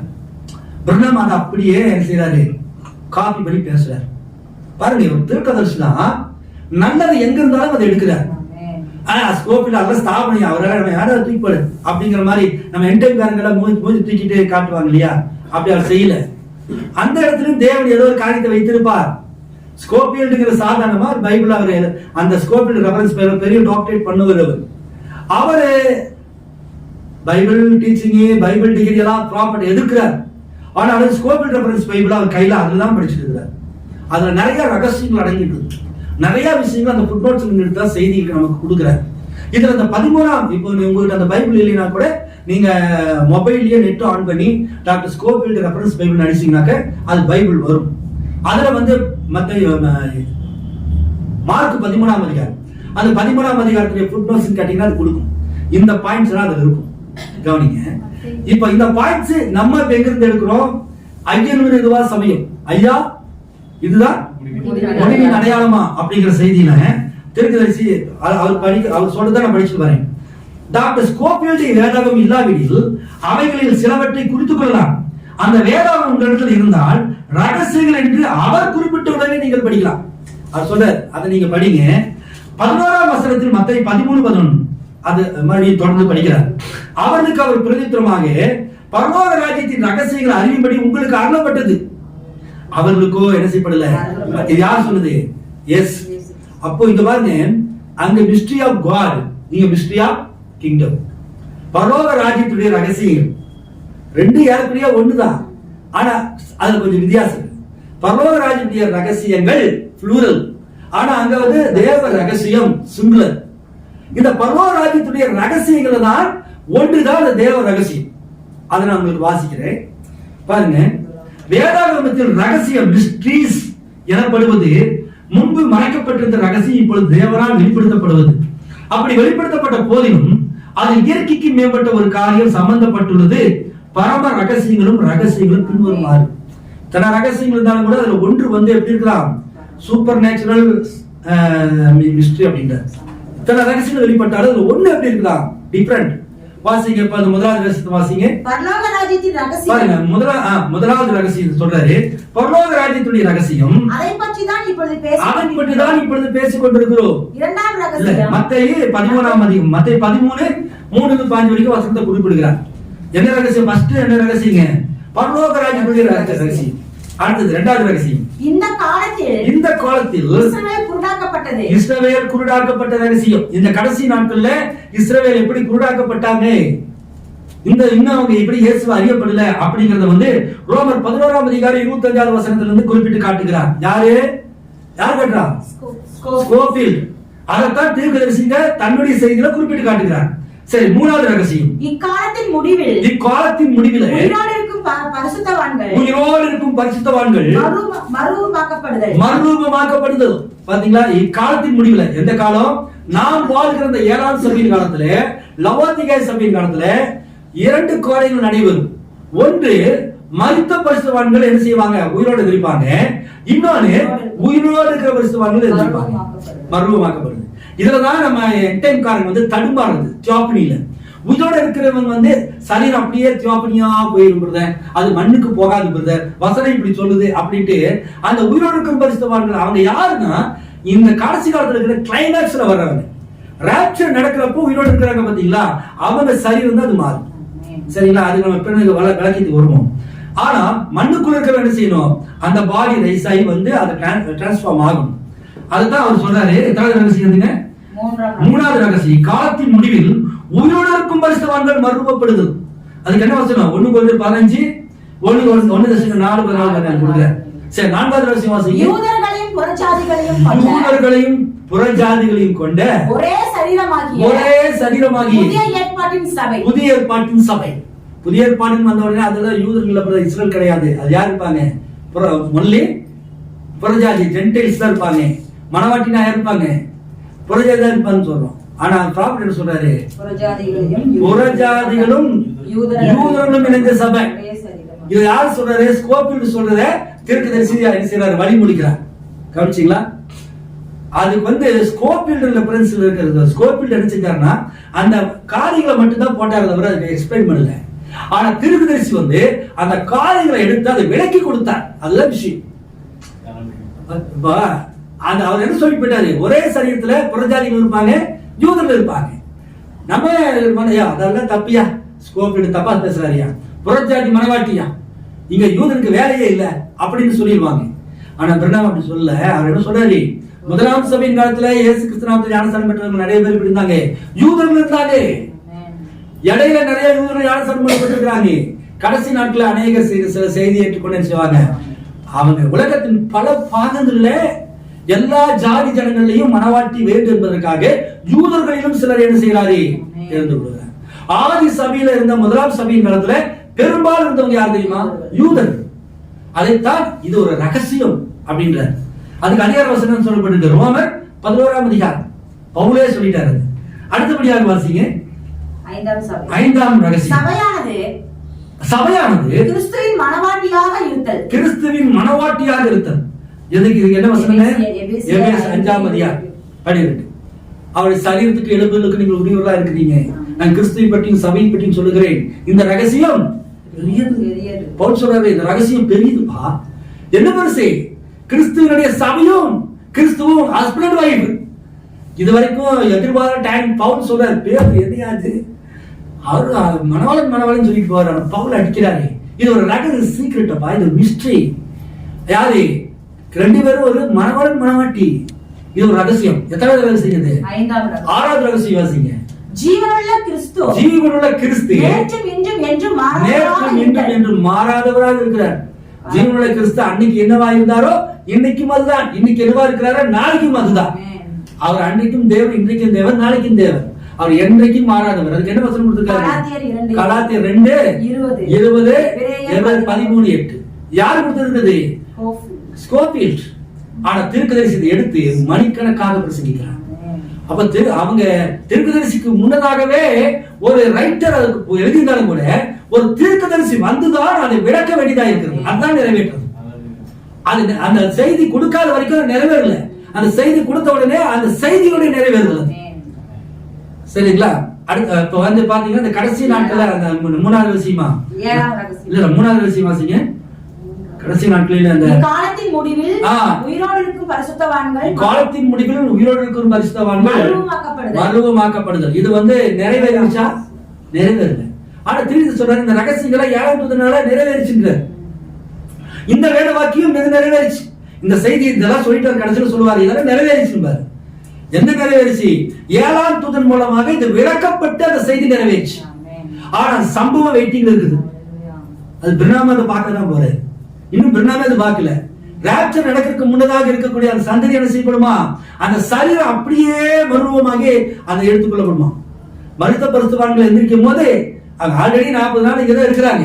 அவங்க உயிர் தடும் போது அப்ப உயிரோட இருக்கிற மாதிரி நான் சாகவே இல்லப்பா. ஆனாலும் அவங்க மாதிரியே இந்த பாடி டிரான்ஸ்பர்மேஷன் ஆகும். இது வந்து நடக்கல. ஆனா திருக்கதரிசி சொல்லுமா இந்த விளக்கங்கள் நிறைவேறிச்சுங்க.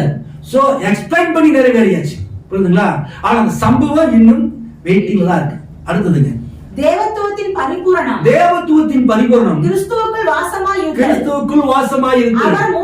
அவர் மூலம் எல்லா தேவ ஞானமும் எல்லா தேவ ஞானமும் தேவத்துவம் மனிதனுக்கு மீண்டும் அளிக்கப்படுகிறது. மனிதனுக்கு மீண்டும் அளிக்கப்படுகிறது. இது எத்தனாவது இதுங்க? 7ஆம் ரகசியம். பாருங்க இது 7ல வந்து சொல்றாரு எல்லா தேவ ரகசியமும் இல்ல ஒரு மனுஷனுக்கு. இங்கிலீஷ்ல பாத்தீங்கன்னா ஒரு மனுஷனுக்கு என்ன செய்யப்படுதா? மீண்டும் அளிக்கப்படுகிறது. சரி இப்ப 8வது வாசிங்க. 8வது அவரேதான்.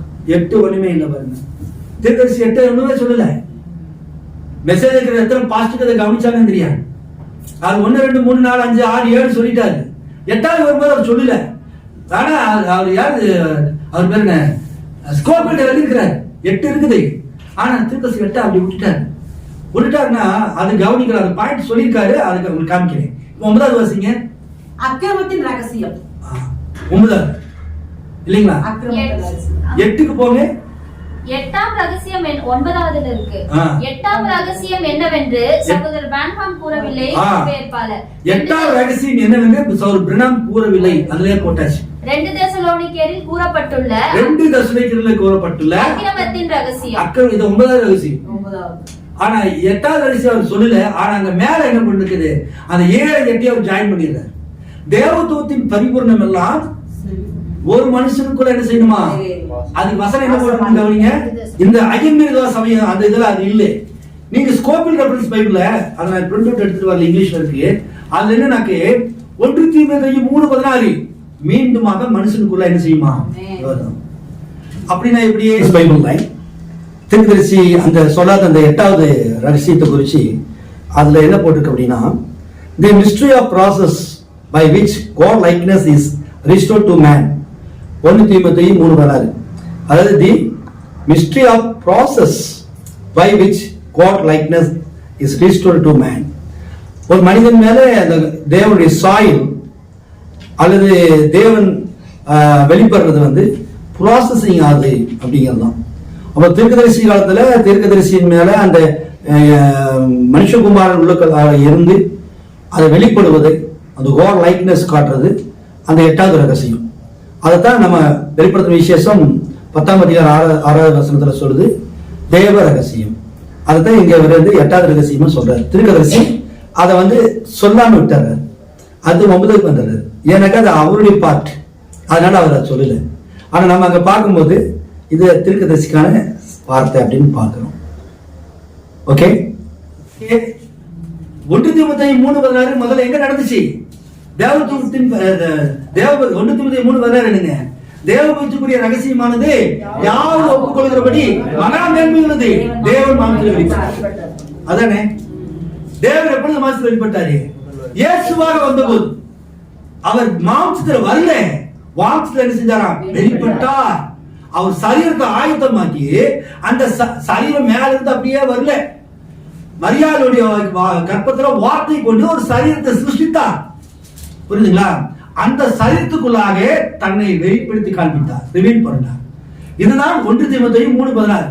தேவபக்திக்குரிய ரகசியமானது யாரும் ஒப்புக்கொள்கிறபடி மகா மேன்மை உள்ளது. தேவன் மாம்சத்தில் வெளிப்பட்டார். தொடர்ந்து வாசிங்க அதே வசனத்தை 1 தீமோத்தேயு வாசிங்க. ஆவியிலே நீதி உள்ளவர் என்று விளக்கப்பட்டார். ஆவியிலே நீதி உள்ளவர் என்று விளக்கப்பட்டார். தேவதூதர்களாலே காணப்பட்டார். தேவதூதர்கள் வந்து போனாங்க, கெத்செமனே வந்தாங்க, பல இடத்துல வந்திருக்காங்களே. தேவதூதர்களால் காணப்பட்டார். புறஜாதிகளிடத்திலே பிரசங்கிக்கப்பட்டார். உலகத்திலே விசுவாசிக்கப்பட்டார். மகிமையிலே எடுத்துக் கொள்ளப்பட்டார். இது யாரு? 1 தீமோத்தேயு இயேசு கிறிஸ்து. இதைத்தான் ஸ்கோப்பில் சொல்றாரு. மீண்டும் ஒரு விசாயி மனிதனுக்குள்ளாக இது நடக்கும் அப்படின்னா இது நடந்ததா யாரு? 8வது பிரணாம் சொல்லுங்க பிராக்கெட்ல போட்டுருக்காங்க. அது யாருடைய போர்ஷன்? அவருடைய போர்ஷன். அவர் சொன்ன எப்படின்னு சொல்லணும். இந்த 8வது ரகசியம் என்பது தேவத்துவம் வந்து எனக்குள் இருந்து வெளிப்படுறதா. It is the son of man ministry. மனுஷகுமாரனை வெளிப்படுத்துகிற ஊழியம். மனுஷகுமாரன் வருகிற ஊழியம் அல்ல, மனுஷகுமாரனை வெளிப்படுத்துகிற ரிவீல் பண்றது. அங்க அதாவது சொல்றார், இப்போது ஆபிரகாம் வீட்டுல வந்துட்டு மாட்டு பாலையும் கண்ணுக்குட்டியும் சாப்பிட்டு, ஆட்டுப்பாலையும் கண்ணுக்குட்டி இறைச்சியும் சாப்பிட்டு வெண்ணையை சாப்பிட்டு அதே தேவன் இப்பொழுது நம்மோடு நாம் சாப்பிடுகிற உணவையே உண்கிறார். நம்முடைய உடையை போட்டுக் கொண்டிருக்கிறார். அவர் கோட் சூட் அணிந்து கொண்டிருக்கிறார். அவர் ஷூ மாட்டி கொண்டிருக்கிறார் அப்படின்றார். இவரை யார் சொன்னாரு? பிரணாம் தான் இருக்குது. ஆனா அவர் எப்படி அந்த பிரணாம் சரீரத்துக்குள்ளாக வாசம் பண்ணார். ஏ சன் ஆஃப் மேனுக்குள்ள the son of man possess ஆயிட்டார். புரியுதா உங்களுக்கு? அந்த ஒரு மனுஷகுமாரனுக்குள்ளாக ஒரே மனுஷகுமாரன் என்ன செய்யறாரு? இது 33லயே அவர் வெளிப்பாடு ரிவீல் ஆகிறார். கொஞ்சம் கொஞ்சம் பிளாஷ் ஆகுது. ஆனா அது எங்க கம்ப்ளீட் பிளாஷ் என்னதுன்னா 1963க்கு பிறகு மைட்டி ஏஞ்சல் பிரசன்ஸ் வருது பாத்தீங்களா? அதுக்கு பிறகுதான் இவர் பிரணாம் வந்து கிளாரிட்டி. 63ல இருந்து 65 வரைக்கும் இருக்கிறதான மினிஸ்ட்ரி பவர்ஃபுல் மினிஸ்ட்ரி. எனக்கு வானம் திறக்கப்பட்டு முத்திரைகள் உடைக்கப்பட்டு ரகசியங்கள் வெளிப்படுத்தப்பட்டது. அந்த ரகசியங்கள் வெளிப்படுத்தப்பட்டதுதான் இந்த இப்ப நம்ம வாசித்து 8 வரைக்கும் வந்திருக்கிறோம். இந்த 8வது ரகசியம் தான் இம்பார்ட்டன்ட். தேவன் மாம்சத்திலே வெளிப்படுகிறது. இதுதான் வந்து தேவ பக்திக்குரிய சாரி 7ஆம் துணை சத்தத்தின் நாட்களில் அவன் எக்காலம் வரும்போது தேவ ரகசியம் நிறைவேறும். அப்ப தேவ ரகசியங்கள் என்ன? தேவன் மாம்சத்துல வெளிப்படுறாரு. அப்ப பிரணாமுக்குள்ள வந்துட்டு போனது நிறைவேறிச்சா? அது அதோட முடிஞ்சிருச்சா? மனுஷகுமாரோட ஊழியம் முடிஞ்சிருச்சா? இருக்கா? இருக்கு. பிரணாமுக்குள்ள எப்படி அந்த மனுஷகுமாரி ஊழியம் வந்து ஸ்டார்ட் ஆகி அந்த அவர் எத்தனை அற்புத காரியங்களா செஞ்சாரோ அது டோட்டலா பிரைடுக்குள்ள அதே தான் ஃபுல்ஃபில் ஆகும். கடைசி மனவாட்டி வர வரைக்கும் அந்த மனுஷகுமாரன் வெயிட்டிங்ல தான் இருப்பார். அந்த மனுஷகுமாரன் அந்த மனவாட்டியில வெளிப்பட்டு இதோ இவர்தான் கிறிஸ்து, கிறிஸ்துவை பிரதிபலிக்கிற மனவாட்டி இல்லையா, திருமதி கிறிஸ்து, திருமதி இயேசு கிறிஸ்து என்கிற அடையாளத்திற்கு பிறகுதான் ராப்சர் நடக்கும். புரியுதுங்களா? அதான் மனுஷகுமாரன் வெளிப்படுவது. இத வந்து நிறைய பேருக்கு அதுக்கு எக்ஸ்பிளைன் பண்ண தெரியுது இல்ல.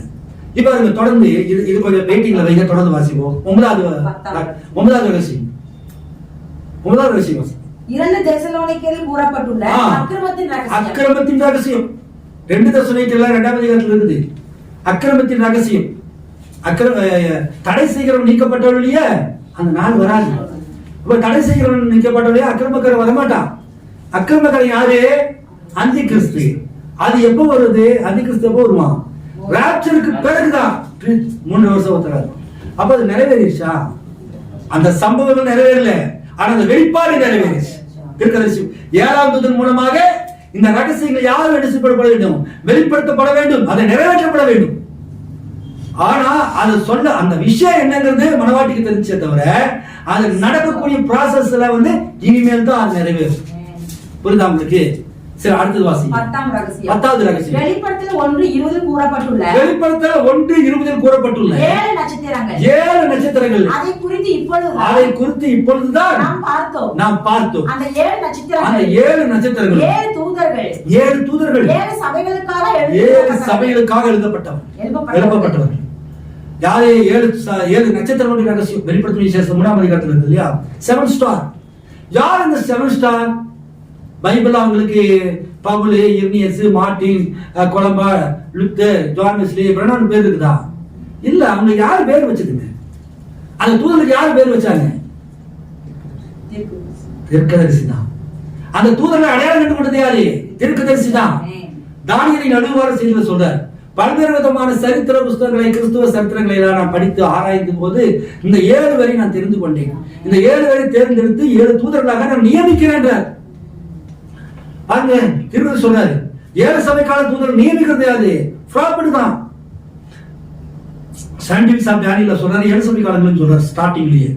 இதை நியமிக்கிறேன். பல்வேறு விதமான சரித்திர புஸ்தகங்களை படிச்சு இந்த 7 தூதர்கள் நான் நியமிக்கிறேன். பேர் வைக்கிறது யாரு? பவுல், யூனியஸ் யார் வைக்கிறா? பிரணாம் தான் பேர் வைக்கிறார். பாருங்க, அவங்க பேர் ஆல்ரெடி இருக்குது. இந்த 7 தூதர்கள் இவங்க தான் அடையாளம் பட்டது அவர்தான். பரிசுத்த ஆவியானவர் வந்து வானத்துல எழுதி காமிச்சாரா, அல்லது வந்து பைபிள்ல எல்லாம் வசனங்கள் இருக்குதா? ஒண்ணும் இல்ல. நீங்க நிறைய பேர் வந்து ஜீசஸ் படம் பிரணாம் வச்சது வைக்காதீங்க, அது அவருக்கு அவர் எதை வச்சுட்டு போறாரு, நம்ம அதை வைக்க கூடாது அப்படின்றாங்க. ஏன்? அது விற்கிறாரு தானே. ஆனா பிரணாம் சொல்றாருயா, என்எஸ் மார்ட்டின் இதெல்லாம் பைபிள் இருக்குதாயா? பிரணாமோட பேர் பைபிள் இருக்குதா? அது பிரணாம் தானே சொல்றாரு. பிரணாம் தாயா சொல்றாரு, பைபிள் சொல்லல, நான் அதை ஏற்றுக்க மாட்டேன். எந்த ஊழியக்காரன் சொல்றாரா? சாட்டு போட்டு சர்ச்சில் மாட்டி வச்சிருப்பாங்க 7 தூதருடைய பேரும். அந்த 7 தூதருடைய அவங்களுக்கு எக்ஸ்பிளைன் பண்ணவே தெரியாது, அது வேற விஷயம். ஆனாலும் இருப்பாங்க. இது என்டைம் சர்ச்சுக்கு இருக்க வேண்டிய ஒரு பிரமிடு, அந்த 7 வட்டங்கள், அந்த 7 ஸ்டாரை போட்டு வச்சுக்கொள்வாங்க. சரி, இது வந்து 7 தூதருடைய ரகசியம்.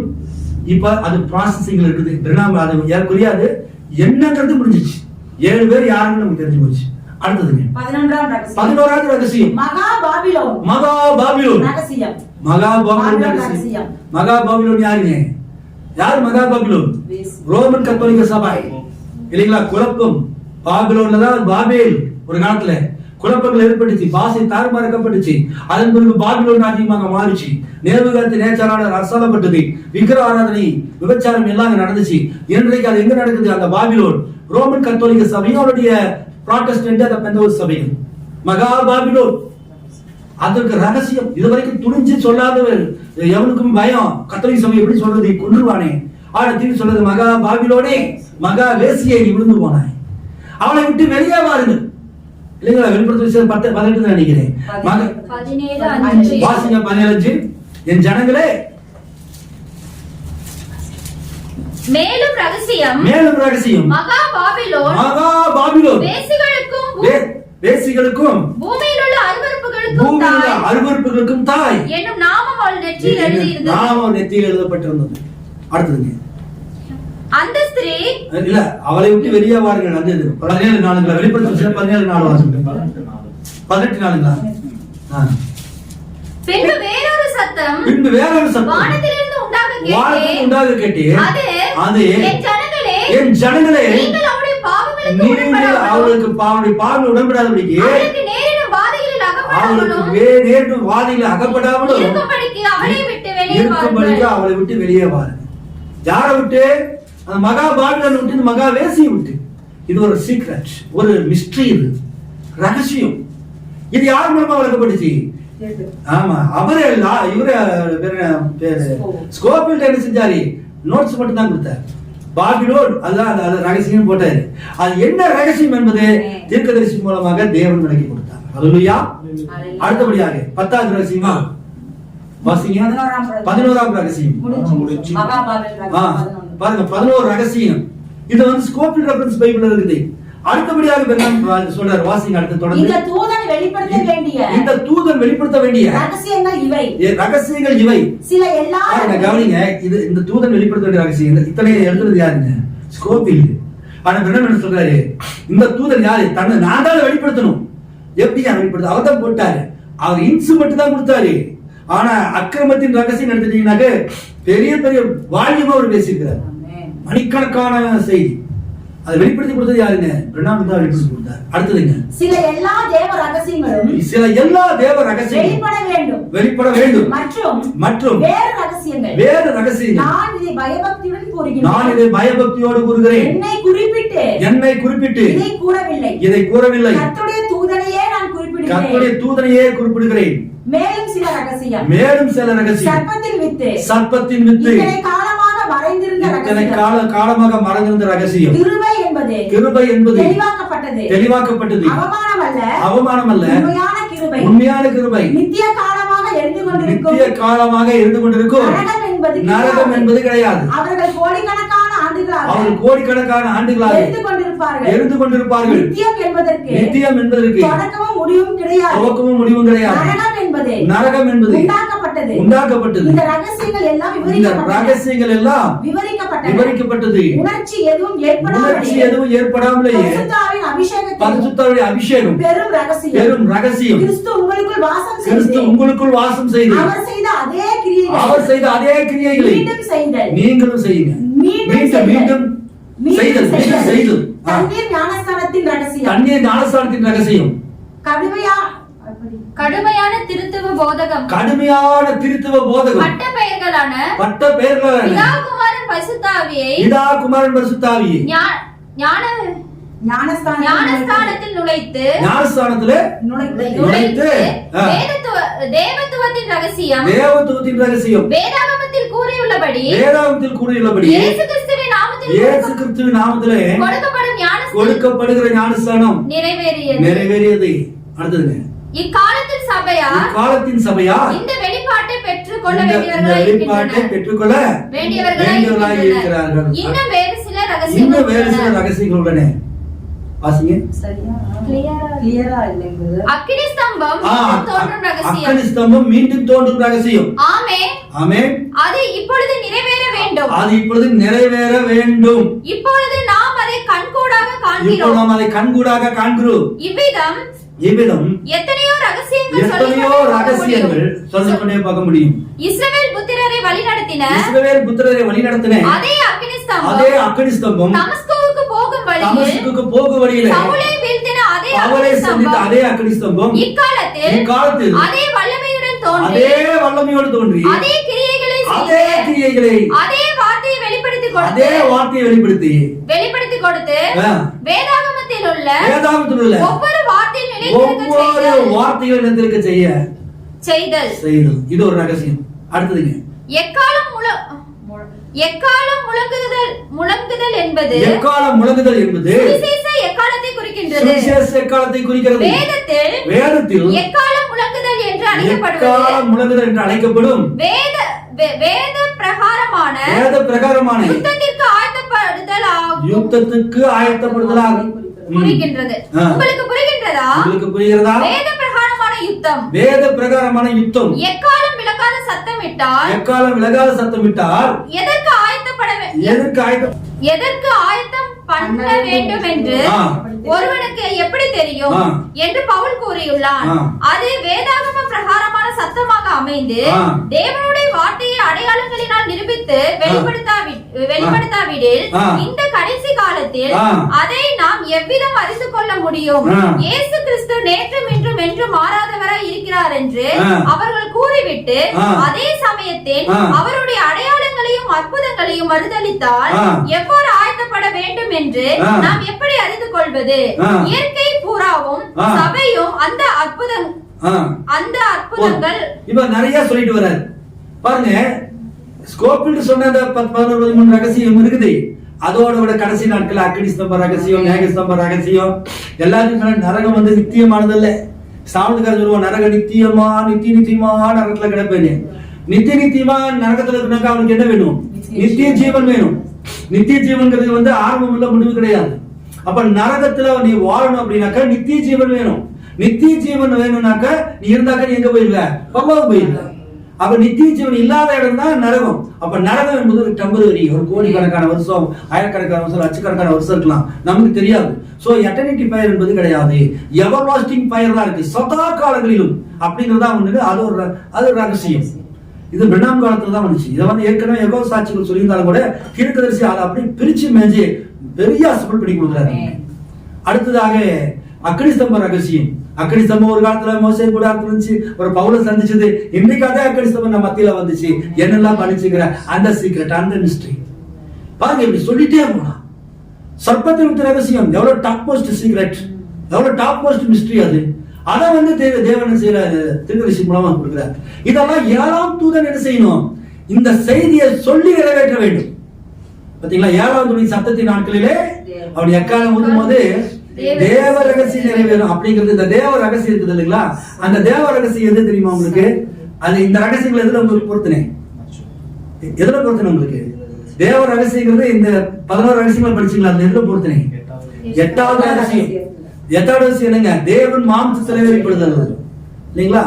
தேவ புத்திக்குரிய ரகசியமானது யார் ஒப்புக்கொள்கிறபடி மகா மேன்மை உள்ளது. தேவன் மாம்சத்தில் வெளிப்பட்டார். பாருங்க, ஒவ்வொரு ரகசியங்களும் என்ன செய்யப்படுது? பிரீச்சிங்ல நிறைவேற்றப்படுது. இந்த வேத வாக்கியம் நிறைவேறிச்சுட்டார். ஆனா சில பிரீச்சிங் வந்து ஃபியூச்சர், அக்கிரமத்தின் ரகசியம் இனிமேல் தான் வரும் இல்லைங்களா? அதே மாதிரி ராப்சர் அது இனிமேல் தான் வரும். அதே போல இந்த மாம்சத்தில் வெளிப்படுறதுக்கு பாத்தீங்களா, அது என்ன ரகசியம்? தேவ ரகசியம். தேவ ரகசியம் என்பது என்ன? மிஸ்ட்ரீஸ் ஆஃப் காட் இல்ல, mystery of God. Mysteries of காட்ங்கிறது இப்ப நம்ம சொன்னதெல்லாம் இது பரலோக ராஜ்யத்துடைய ரகசியங்கள். ஆனா எஸ்பெஷலி வெளிப்படுத்தல் 10ஆம் அதிகாரம் 6ஆம் அதிகாரம் வசனத்தில் சொல்லப்பட்டதான அந்த ரகசியம் தேவ ரகசியம். இந்த ரகசியம் என்னன்னாக்க சரீரம் எப்படி மாறுபடுகிறது. தேவன் மனவாட்டிக்குள் எப்படியாக வார்த்தையாக வருகிறார், வார்த்தையாக வரும்போது சரீரம் எப்படி டிரான்ஸ்பர்மேஷன் ஆகும். அந்த கடைசி கால சந்ததி அதைத்தான் பவுல் சொல்லுகிறார். வாசிங்க 2 கொரிந்தியர் 4ஆம் அதிகாரம் 7வது வசனம் வாசிங்க. 2 கொரிந்தியர் 4:7. இந்த மகத்துவமுள்ள வல்லமை. சரி, 1 கொரிந்தியர் 15 இருந்து வாசிங்க. 1 கொரிந்தியர் 15:50 இருந்து வாசிங்க.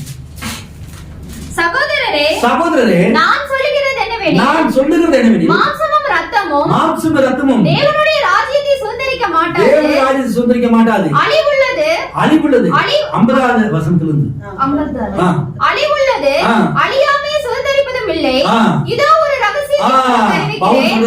இதோ ஒரு ரகசியத்தை உங்களுக்கு, ரகசியங்களை அல்ல, ஒரு ரகசியத்தை உங்களுக்கு அறிவிக்கிறேன். நாம் எல்லாரும் நித்திரை அடைவதில்லை. நாம் எல்லாம் சாப்பிடுறது இல்லையா? ஆகிலும் கடைசி எக்காலம் துணிக்கும் போது ஒரு நிமிஷத்திலே ஒரு இமைப்பொழுதிலே நாம் எல்லாரும் மறுரூபமாகும். எல்லாரும் சாகுதுல ஒரு டீம் செத்து போயிடும். அது எங்க இருக்கும்? அது குழிக்குள்ள கிடக்கும். 2000 வருஷம் இருக்கலாம், 500 வருஷம் இருக்கலாம், 10,000 சாரி ஒரு 1000 வருஷம் இருக்கலாம், 800 வருஷம் இருக்கலாம். எல்லாம் அடிக்கி ஒரு உருப்படாம எலும்போ ஒரு சின்ன குச்சி அப்படிதான் இருக்கும். அந்த இடத்துல ஒண்ணுமே இருக்காது. ஆனா ராப்சருக்கு முன்னாடி ஒரு கூட்டம் உயிரோட இருக்கும் பாத்தீங்களா? மனவாட்டி கூட்டம் உலகத்தில் இருப்பாங்க இல்லையா? அப்ப அந்த கூட்டத்துக்கு அந்த காரியத்தை சொல்றாரு. இதோ உங்களுக்கு ரகசியத்தை சொல்றேன், நாம் எல்லாரும் என்ன செய்யறது இல்ல, நித்திரை அடைவதில்லை. ஆனால் அடுத்தது ஆகிலும் கடைசி காலம் ஜனிக்கும் போது, கடைசி காலம் யாரு வருது? தீர்க்கதரிசி செய்தி இல்லைங்களா? பலமுள்ள தூதனுக்கு பிறகு அந்த செய்தியானது மனவாட்டியின் மூலமாக அந்த மைட்டி ஏஞ்சல் வாய்ஸ் தான் ட்ரம்பட் வாய்ஸ். இரண்டாமடி செய்தி ஆரவாரம். பலமுள்ள செய்தி வந்து பிரதான சத்தம். ஆனா இந்த 2 சத்தத்தையும் மனவாட்டி உள்வாங்கி அவ ஒரு சவுண்ட் கொடுக்குறா பாருங்க. அந்த சவுண்ட் தான் தேவ எக்காலம், ட்ரம்பட் வாய்ஸ். இந்த தேவ எக்காலம், கடைசி எக்காலம். அந்த எக்காலம் ஊதும் போது அந்த பலமுள்ள தூதன் யாருக்குள்ள இருப்பா? மனவாட்டிக்குள்ள இருப்பார். மனவாட்டி வாய் தான் இருக்குமே தவிர உள்ள இருந்தது அந்த சத்தத்தை கொடுக்கிறது யாரு? அது தேவன். பிரண்ணாமுடைய வாய் திறந்துச்சு, உள்ள இருந்தது யாரு? ஒரே சன் ஆஃப் மேன், ஒரே மனுஷகுமார் ஒரு மனுஷனுக்குள்ள இருந்து பேசினார். அதுதான் பிரண்ணாம் சொல்றாரு, நான் வந்து அவருக்கு என்ன சரீரத்தை ஒப்பு கொடுத்துட்டேன், நான் பேசுறது மட்டும்தான், ஆனா அவருக்கு சத்தமா இருக்கிறேன், நான் பக்கத்துல தான் இருக்கிறேன், என்னை பயன்படுத்துறது அவர் தான். அதே போலதான் மனவாட்டி கடைசி நாட்களிலே தேவன் பயன்படுத்துவார். அவன் வாய் திறக்கிறதோட சரி, அந்த வாய் திறக்கும் போது உள்ள இருந்து பேசுறது மைட்டி ஏஞ்சல். இதுதான் தேவ எக்காலம். இந்த எக்காலம் துணிக்கும் போது என்ன நடக்குமா? ஒரு நிமிஷத்திலே ஒரு இமைப்பொழுதிலே நாம் எல்லாரும் மறுரூபமாக எல்லாம் டிரான்ஸ்பர்மேஷன் ஆயிடும். பாத்தீங்களா? இதுதான் ஒரு ரகசியம். அவர் சொல்ல எத்தனையோ ரகசியம் பவுல் பேசுறாரு. ஆனா இங்க சொல்றாரு, ஒரு இடத்துல சொல்றாரு, நான் கிறிஸ்துவை பற்றியும் சபையை சொல்றேன், இந்த ரகசியம் பெரியது அப்படின்னு நிறைய ரகசியம் சொல்றாரு.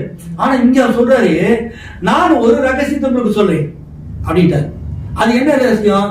கடைசி நாட்களிலே தேவன் நமக்குள்ளாக இருந்து மாம்சத்துல வெளிப்பட்டு ஒரு மனுஷகுமாரனுக்குள்ள எப்படி ஒரே மனுஷகுமாரன் இருந்தாரோ அதே போல மனவாட்டிக்குள்ளாக அந்த ஒரே மனுஷன் இருந்து அந்த கடைசி கால சந்ததியை வந்து ராப்சர்ல கொண்டு போறோம், மாம்சத்துல வெளிப்படுறது. இதுதான் இந்த 8வது ரகசியம். பிரணாமுல அது சாம்பிளா நிறைவேற்றப்படுச்சு, ஆனா ஃபுல்ஃபில் ஆகல. பிரணாமுக்குள்ள மனவாட்டியில என்னென்ன ஆபரேஷன் நடந்துச்சு, ஆனா பிரணாம் ராப்சர் ஆகல. அவர் எங்க போயிட்டாரு?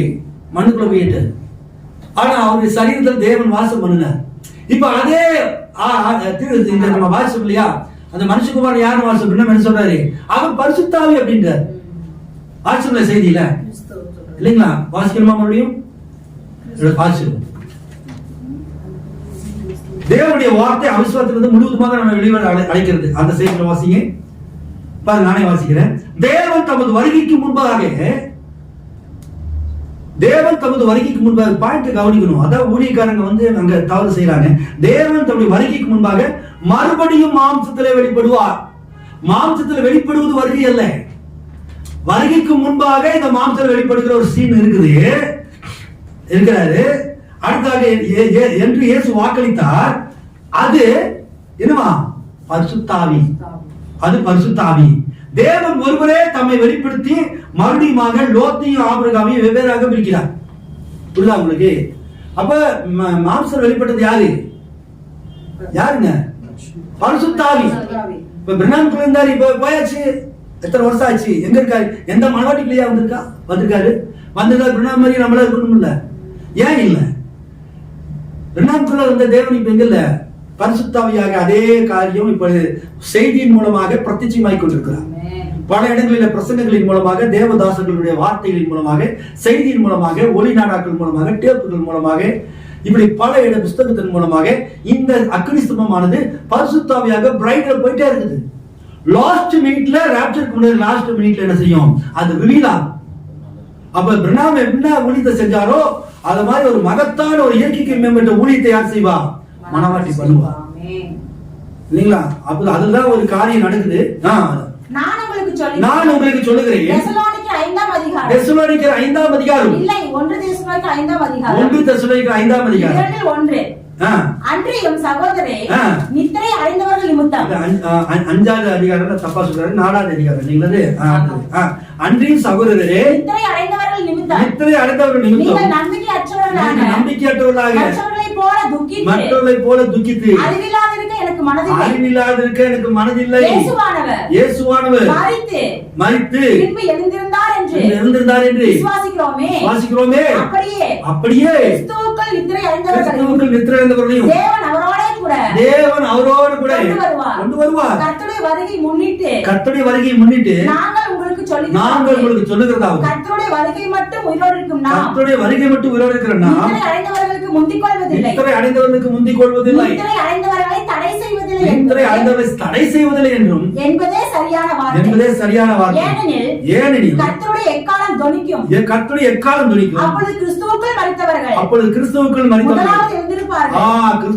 முதலாவது எழுந்திருப்பார்கள். இந்த வானத்துக்குரிய சரீரம் வானத்துக்குரிய சரீரம் கீழே இறங்கி வருது. இந்த பூமிக்குரிய மகிமையின் சரீரங்களை அது தரித்துக் கொள்ளும். பாத்தீங்களா? ஏற்கனவே செத்து போய் அந்த சரீரம் மாம்சமாகி அழுகி போயிருக்கான். பாத்தீங்களா?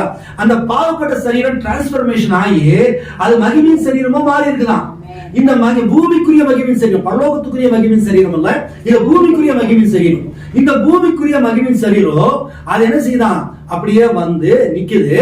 வானத்திலிருந்து சரீரம் வருதான் இல்லைங்களா? மறுபடியும் வானத்திலிருந்து இந்த வானத்துக்குரிய சரீரங்கள் கீழே இறங்கி வந்து பூமிக்குரிய மகிமையின் சரீரங்களை தரித்துக் கொள்ளும். 2 ஜாயிண்ட் ஆயிருது. இந்த மகிமையின் சரீரம் எங்க போயிருது? வானத்துக்குரிய சரீரத்துல போயிருது. அடுத்ததுங்க, பின்பு உயிரோடு இருக்கிற நாமும் ஒரு இமை பொழுதிலே மறுரூபமாகி அவர்களோடு கூட டெட் பாடி எல்லாம் ஒரு மகிமையின் சரீரம் எல்லாம் அந்த ஹெவன்லி பாடி தரிசிக்கும் போது நம்மளும் அதே மாதிரி மாறிடுவோம். இந்த 2 டீம் ஜாயிண்ட் ஆகி மரித்த பரிசுத்தவான்கள் மரிக்காத பரிசுத்தவான்கள் 2 பேருமே ஜாயிண்ட் ஆகி எங்க போறோம்? ஆகாயத்தில் எடுத்துக்கொள்ளப்படுவோம். கர்த்தரை ஆகாயத்திலே சந்திப்போம். கர்த்தர் பூமிக்கு வர மாட்டாரு. எங்க வருவாரு? மனவாட்டி ஆகாயத்தில் இருந்து கொண்டுதான் சந்திக்கிறார் தவிர பூமியால சந்திக்கிறது இல்லை. 2ஆம் வருகை வந்தாச்சுன்னு சொல்றவங்களை கூட ஒரு தவறு பண்றாங்க. கர்த்தர் எங்க வந்திருக்கிறாரு? மத்திய ஆகாயத்துல நின்று இருக்கிறார். அவருடைய பிரசங்கம் எங்க இறங்கியது. சரி, அப்படின்னு சொன்னா பிளவு அப்படிங்கிற செய்தியில திருப்பி சொல்றாரு. என்ன சொல்றாரு பிளவு செய்தியில? 43வது பக்கம் நினைக்கிறேன், 122 43வது பக்கம் இதுல இல்லைங்க செய்தியில என்ன சொல்றாரு அப்படின்னா, பலமுள்ள தூதன் இறங்கும் இந்த வருகையின் நேரத்திலே பூமியில 7ஆம் தூதன் ஏற்கனவே இருக்கிறான் என்பதை கவனியுங்கள். இல்லைங்களா? அவ பலமுள்ள தூதன் இறங்கும் போது கீழே யார் இருக்கிறான்? 7ஆம் தூதன் ஒரு பாலத்தை சமுத்திரத்தின் மேலும் இன்னொரு பாலத்தை பூமியின் மேலும் வைக்கிறார். அப்ப தேவன் வந்து அந்த கால் பூமியில வச்சுட்டார் இல்லையா? பூமிக்கு வந்துட்டார் இல்லையா அப்படின்னு நினைக்கலாம். இல்லைங்களா? ஆனா செய்தி சொல்லுது பாருங்க, 24 மூப்பர்கள் அக்காரணத்தினால்தான் இல்ல அது இல்லம்மா ஆனால் இயேசு பிரசங்கிக்க தொடங்கின போது யோவானின் சிறு வெளிச்சம் அணைந்து போனது. யோவானுடைய சிறிய வெளிச்சம் அணைந்து போனது. பாருங்கள் அதுபோல அவர் வரும்போது அந்த பரலோகத்தின் மகத்தான அபிஷேகம் பண்ணப்பட்ட கிறிஸ்து, பரலோகத்தினுடைய மகத்துவமான அந்த பரலோகத்தின் மகத்தான அபிஷேகம் பண்ணப்பட்ட கிறிஸ்து கிழக்கிலிருந்து மேற்கிற்கு வரும்போது இந்த சிறு வெளிச்சங்கள் அணைந்து போகும்.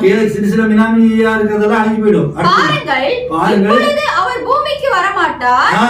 இப்பொழுது அவர் பூமிக்கு வரமாட்டார். 1000 வருட அரசாட்சி வரைக்கும், 1000 வருட அரசாட்சி வரைக்கும் மேசியா பூமிக்கு வரமாட்டார். மேசியா பூமிக்கு வரமாட்டார். பாருங்கள், பாருங்கள், ஏனெனில் நாம் ஆகாயத்தில் எடுக்கப்பட்டு கர்த்தரை அங்கு சந்திப்போம். அவர் பூமிக்கு வருவதில்லை. அவர் மணவாட்டி ஆகாயத்தில் எடுத்துக்கொள்கிறார். அவர் ஒரு ஏணியை எடுத்துக்கொள்கிறார். அடுத்த ரோமியோ சொல்லிட்டு பாரு. சரி விட்டுருங்க. இப்ப அவர் பூமிக்கு வந்துட்டாரா? ப்ராப்ளம் என்ன சொல்றாரு? 1000 வருட அரசாட்சி வரைக்கும் அவர் பூமிக்கு வர மாட்டார். கரெக்டா? 1000 வருட அரசாட்சி வரைக்கும் அவருடைய கால் பூமியில வராது. ஏன் தெரியுமா? அவர் யூதர்களுக்கு சொல்றாரு, நான் யூதர்களோட அவமானமான அந்த கம்யூனிட்டி டைம்ல கடைசி ராபோஜன் சொல்றாரு, நான் இதுதான் கடைசிப்பா, மறுபடியும் தேவனுடைய ராஜ்யத்துல யூதர்களோட என்ன செய்வேன், அப்பதான் நான் 1000 வருஷாட்சியில தான் மறுபடியும் பானம் பண்ணுவேன், அது வரைக்கும் நான் பானம் பண்ண மாட்டேன் அப்படின்னு. அப்ப யூதர்கள் ரசிக்கப்பட்டு மில்லினியத்துல தான் அடிச்சாரு. 1000 வருட அரசாட்சி வரைக்குமாக அவர் பூமிக்கு வருவது கிடையாது. அப்ப என்ன கம்மிங் வந்தாச்சு. ஆரவாரம் பிரதான சத்தம் எங்க இருக்குது? இப்போ மத்திய ஆகாயத்துல இருக்குது. ஏன் மத்திய ஆகாயத்துல இருக்கிறது? மணவாட்டி கூப்பிடுறாரு, என் பிரியமே ரூபதியே நீ எழுந்து வா. அவன் எப்படி வருவா? அங்க இருந்து அவர் சத்தம் கொடுக்கிறார். இப்போ நான் வெளியூர் ஊழியத்துக்கு போனேன். இப்போ எங்க வீட்டுல காலிங் பெல் இருக்கு. ஒரு காலத்துல நாங்க இந்த வீட்டுல காலிங் பெல் கிடையாது. அப்ப அங்கிருந்து வந்த உடனே என்ன பண்ணுவேன், நைட் ஒரு 9 மணி 10 மணி பிள்ளைங்க எல்லாம் இருப்பாங்க, என் ஒய்ஃப் இருப்பா, சாப்பிட்டு இருப்பாங்க, டிவி போட்டுருப்பாங்க, இல்லை மெசேஜ் பாட்டு ஏதோ ஒன்று இருப்பாங்க. நான் வந்தோடனே கதவை டப் டப்னு தட்டுவேன். ஒரு சத்தம், அல்லது காலிங் எடுத்துற கைங்கிற ஒரு சத்தம். அந்த சத்தத்தை கேட்ட உடனே, நான் வர சத்தம், ஷூ மாற்ற சத்தம் கேட்ட உடனே என் ஒய்ஃப் சொல்லுவா, டாடி வந்திருக்கிறாரு. டாடி வருவாருன்னா சொல்லுவா. கதவுக்கு அந்த பக்கம் அவன் என்ன பார்க்கல, ஆனா சத்தம் வந்தாச்சு, டாடி வந்திருக்காரு. உடனே பிள்ளைங்க ஆமாமா டாடி தான் வந்திருக்காங்க. எப்படி? அந்த சத்தத்தை பார்த்தோன்னே தீபா அப்படின்னு சொல்றேன், மேடா விஜயோ அப்படின்னு உடனே டாடிமா, டாடி வந்திருக்காரு. ஆனா டாடி உள்ள வரல. அவர் எங்க நிக்கிறாரு? கதவுக்கு அந்த பக்கம், கதவு மறைச்சிருக்கு. ஆனா அந்த சத்தம் வந்த உடனே நம்ம டாடி தான் வந்திருக்காங்க, நம்ம வீட்டுக்காரர் தான் வந்திருக்காருன்னு அந்த வீட்டுக்காரர் தெரிந்து கொள்வது போல அவர் மைட்டி அஞ்சலாக கலமல தூதனாக அங்க இருக்கிறார். ஒரு பாதம் என்பது அது கால் அப்படியே வரல. அந்த பாதம் என்பது என்ன? ஒரு ஊழியம். அந்த ஊழியம் என்ன செய்து? ஒரு பாத சமுத்திரத்தின் மேல, சமுத்திரம் ஸ்தாபனங்களுக்கு, உலக ஜனங்களுக்கு அடையாளம். அந்த மினிஸ்ட்ரி ஆஃப் பண்ணுது. பேசாம பாதத்தை வச்சு மிதிக்கிற மாதிரி. இன்னொன்று யூதர்களை நீ எழுப்பக்கூடாது. மனவாட்டி நாட்டுக்கு வர வரைக்கும் நீங்க 2 பேரும் அமைதியா இருங்க. யூதன் எழுப்பக்கூடாது, ரசிக்கப்படாத யூதர்களும் சரி, உலகத்தாலும் சரி எழுப்பக்கூடாது. இப்ப யாருடைய ஊழியம்? இது மனவாட்டி ஊழியம். இப்ப மனவாட்டிக்கு அவர் எப்படி வந்தாரு? வார்த்தையாக வந்தார். இப்ப அவர் காலைங்க வைக்க முடியாது. ஆகவே அவருக்கு மனித கால்கள், மனித கைகள், மனித வாய் தேவைப்பட்டது. அதனால தீர்க்கதரிசிக்குள்ளாக தன்னை அபிஷேகம் கொண்டார். அந்த சத்தமானது தீர்க்கதரிசிக்குள்ள வந்துருச்சு. இவர் அங்கதான் நிக்கிறாரு. ஆனா சத்தம் இருக்குது, 2ஆம் இருக்குது. அந்த சத்தம் யாரு? அது தேவன். ஆதியிலே வார்த்தை இருந்தது, அந்த வார்த்தை தேவன் இருந்தது, வார்த்தை தேவனாய் இருந்தது. இந்தி பைபிளை படிச்சு பாத்தீங்கன்னா ஆதியில சப்தம் இருந்தது, அந்த சப்தம் தேவனுக்கு இருந்தது, அந்த சப்தம் தேவனாய் இருந்தது. அப்ப தேவன் யாரு? ஒரு சப்தம் இல்லைங்களா? நான் வெளியிருந்து வந்தோடனே இவங்க சொல்றாங்க டாடி வந்திருக்காருன்னு சொல்றாங்க இல்லையா? அந்த சத்தத்தை பார்த்து அந்த டாடின்னு கண்டுபிடிச்சிடுறாங்க. அதுபோல மத்திய ஆகாயத்தில் நிக்கிறாரு, அவரை நம்ம பார்க்கல. ஆனா சத்தம் வந்த உடனே, பிரதானுடைய சத்தம் அங்க வந்த உடனே நம்ம ஆயிட்டோம், கர்த்தர் இப்பொழுது மேகஸ்தம்பத்துல மத்திய ஆகாயத்துல வந்து விட்டார். அது வருகிறார் இல்ல, அது வந்து விட்டார் என்று சொல்றாங்க. இந்த ரகசியம் பெருசு. இதை யாருனாலையும் புரிஞ்சிக்க முடியாது. வரலன்னு சொல்றவங்களுக்கு எத்தனை முறை அவங்களுக்கு நீங்க கோர்ஸ் கொடுத்தாலும் வெளிப்பாடு இல்லாம அவர்கள் புரிந்து கொள்ளவே முடியாது. திருத்துவக்காரனுக்கு எப்படி திருத்துவம் புரியலையோ, பிதா குமாரன் பரிசுத்தாவின் நாமம் பட்ட பெயருப்பா, இயேசு கிறிஸ்து நாம தான் சரியான பேருன்னு எவ்வளவு சொன்னாலும் அவன் கேட்க முடியாது, அவனுக்கு புரியாதோ, அதே போல இந்த வருகை வரவில்லை, அப்படின்னு சொல்றவங்களுக்கு எத்தனை முறை சொன்னாலும் உங்களுக்கு விளங்க. அதே சமயத்துல வருகை வந்து விட்டது என்று சொல்லவர்களை கவனிக்கணும். ஒன்னா வேகமா போயிருவாங்க, வந்துருச்சு எல்லாம் முடிஞ்சு போச்சு, நமக்கு எல்லாம் ராபோஜனம் தேவையில்லை, நம்ம 1000 வருட சாட்சிக்குள்ள போயிட்டோம், புதிய பூமிக்குள்ள போயிட்டோம் எல்லாம் சொல்லுவாங்க. ஆனால பொருந்தாது. வருகை வரலன்னு சொல்லிட்டு அப்படியே நிக்கிறாங்க. அது நியூட்ரல் நிக்கணும். கர்த்தராமே ஆரவாரத்தோடும் பிரணாமுடைய செய்தியோடும் தேவ எக்காலத்தோடு, அதாவது பிரதானுடைய சத்தத்தோடும், பிரதானுடைய சத்தம் யாரு? மைட்டி ஏஞ்சல் வாய்ஸ் 63 வந்தது. அந்த சத்தத்தோடு இங்க இருக்கிறார். அடுத்ததாக மனவாட்டிக்குள்ள இருந்து தேவ எக்காலம் ட்ரம்பட் வாய்ஸ் வந்தோட எடுத்துக்கொள்ளப்படுவார். அந்த சத்தம் அவரை வந்து கூட்டிட்டு போகுது. ஆனா அவர் அங்கதான் இருக்கிறார். அதாவது சொல்றாரு 1000 வருஷம் வரைக்கும் அவங்க வரமாட்டாரு. ஆனா அவர் என்ன செய்வாராம்? நாம் ஆகாயத்தில் எடுக்கப்பட்டு கர்த்தரை அங்கு சந்திப்போம். we will meet in the air. யார் தான் சந்திப்போமே தவிர பூமியில சந்திக்க மாட்டோம். பூமியில எப்படி அவரை சந்திக்கிறோம்? வார்த்தையாக சந்திக்கிறோம். அவர் பூமிக்கு வருவதில்லை. அவர் மனவாட்டியை ஆகாயத்தில் எடுத்துக் கொள்கிறார். அவர் ஒரு ஏணியை எடுத்துக் கொள்கிறார். அது என்ன நாடகம்? லியோ, அதில் அந்த மனிதன் வீட்டின் பக்கத்தில் ஏணி வைக்கிறானே, ஓ ரோமியோ ஜூலி, அது சரி. அந்த அவர் ஏணியை வைத்து தன் மனவாட்டியை திரிந்து கொண்டு போய் விடுகிறார். அப்பொழுது அவர் யாக்கோபின் ஏணியில் இறங்கி வந்து, இருதயத்துக்கு இனியவரே இங்கே வா என்று அழைக்கிறார். பாருங்கள், அவரை சந்திக்க நாம் மேலே செல்லுகிறோம். சியோடி 2:12 சொல்றார். பாத்தீங்களா? வருகிற ஒரு விஷயம். வந்துட்டாரு இங்க வந்திருக்காரு, எங்க சர்ச்சில் வந்திருக்காரு, அது நம்பாதீங்க. அவர் வந்தது எங்க இருக்கு? மத்திகாயத்துல தான் நிக்கிறார். ஆனா அந்த சத்தம் வந்தாச்சு. சத்தம் வந்தாலே அவர் வந்தாச்சுன்னு தான் நம்ம சொல்றோம். ஆனா நம்ம வீட்டுக்கிட்ட வரல. அவர் ஒருபோதும் பூமிக்கு இனி வரவே மாட்டார். எப்ப வருவாரு? 1000 வருட அரசாட்சியில் தான் அவர் வருவாரு. ப்ராப்பர்ட் சொல்றாரு, நான் சொல்லுது. சோ அப்ப உங்களுக்கு புரிஞ்சுதா? என்ன புரிஞ்சது? வெளிப்படுத்தின விசேஷம் 10ஆம் அதிகாரம் 7வது வசனம் அல்லது 6வது வசனம்? 6 தமிழ்ல 6 இங்கிலீஷ்ல 7 இல்லைங்களா? In the days of the voice of the seventh angel இல்லைங்களா? அவன் எக்காலம் ஊதும் போது தேவ ரகசியம், தேவ ரகசியத்தை எடுத்துக்கொள்ளப்படுதல், சரீரம் மறுரூபமாகுதல், தேவன் மாம்சத்தில் வெளிப்பட்டு இருந்து நிறுத்துறது, அதாவது பினிஷிங் ஆகும். 1 தீமோத்தேயு 3:16 இயேசுவுல ஆரம்பிச்சது இன்னைக்கு வரைக்கும் அது முடியல. பிரணாமல ஆரம்பிச்சது இன்னைக்கு வரைக்கும் அது முடியல. ப்ராசசிங். சோ தேவ ரகசியம் வந்து பினிஷ்ட் ஆகல, அது ப்ராசசிங். அதுதான் அந்த வசனம் சொல்லுது. அது எப்ப முடிவடைங்கிறது அது சொல்லுது. 7வது சத்தத்தின் நாட்களில் இல்லைங்களா? அது முடிவடையும் போது அந்த 7வது சத்தம் க்ளோஸ் ஆயிடும்.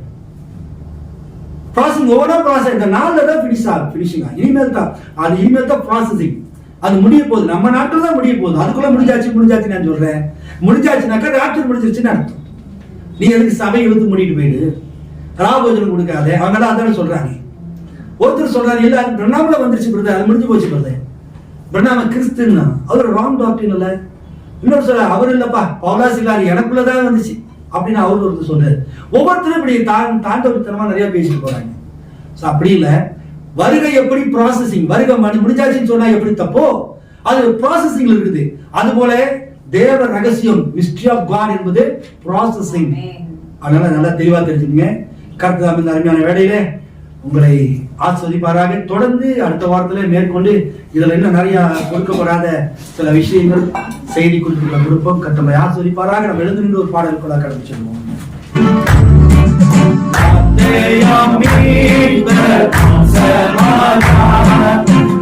Samaria,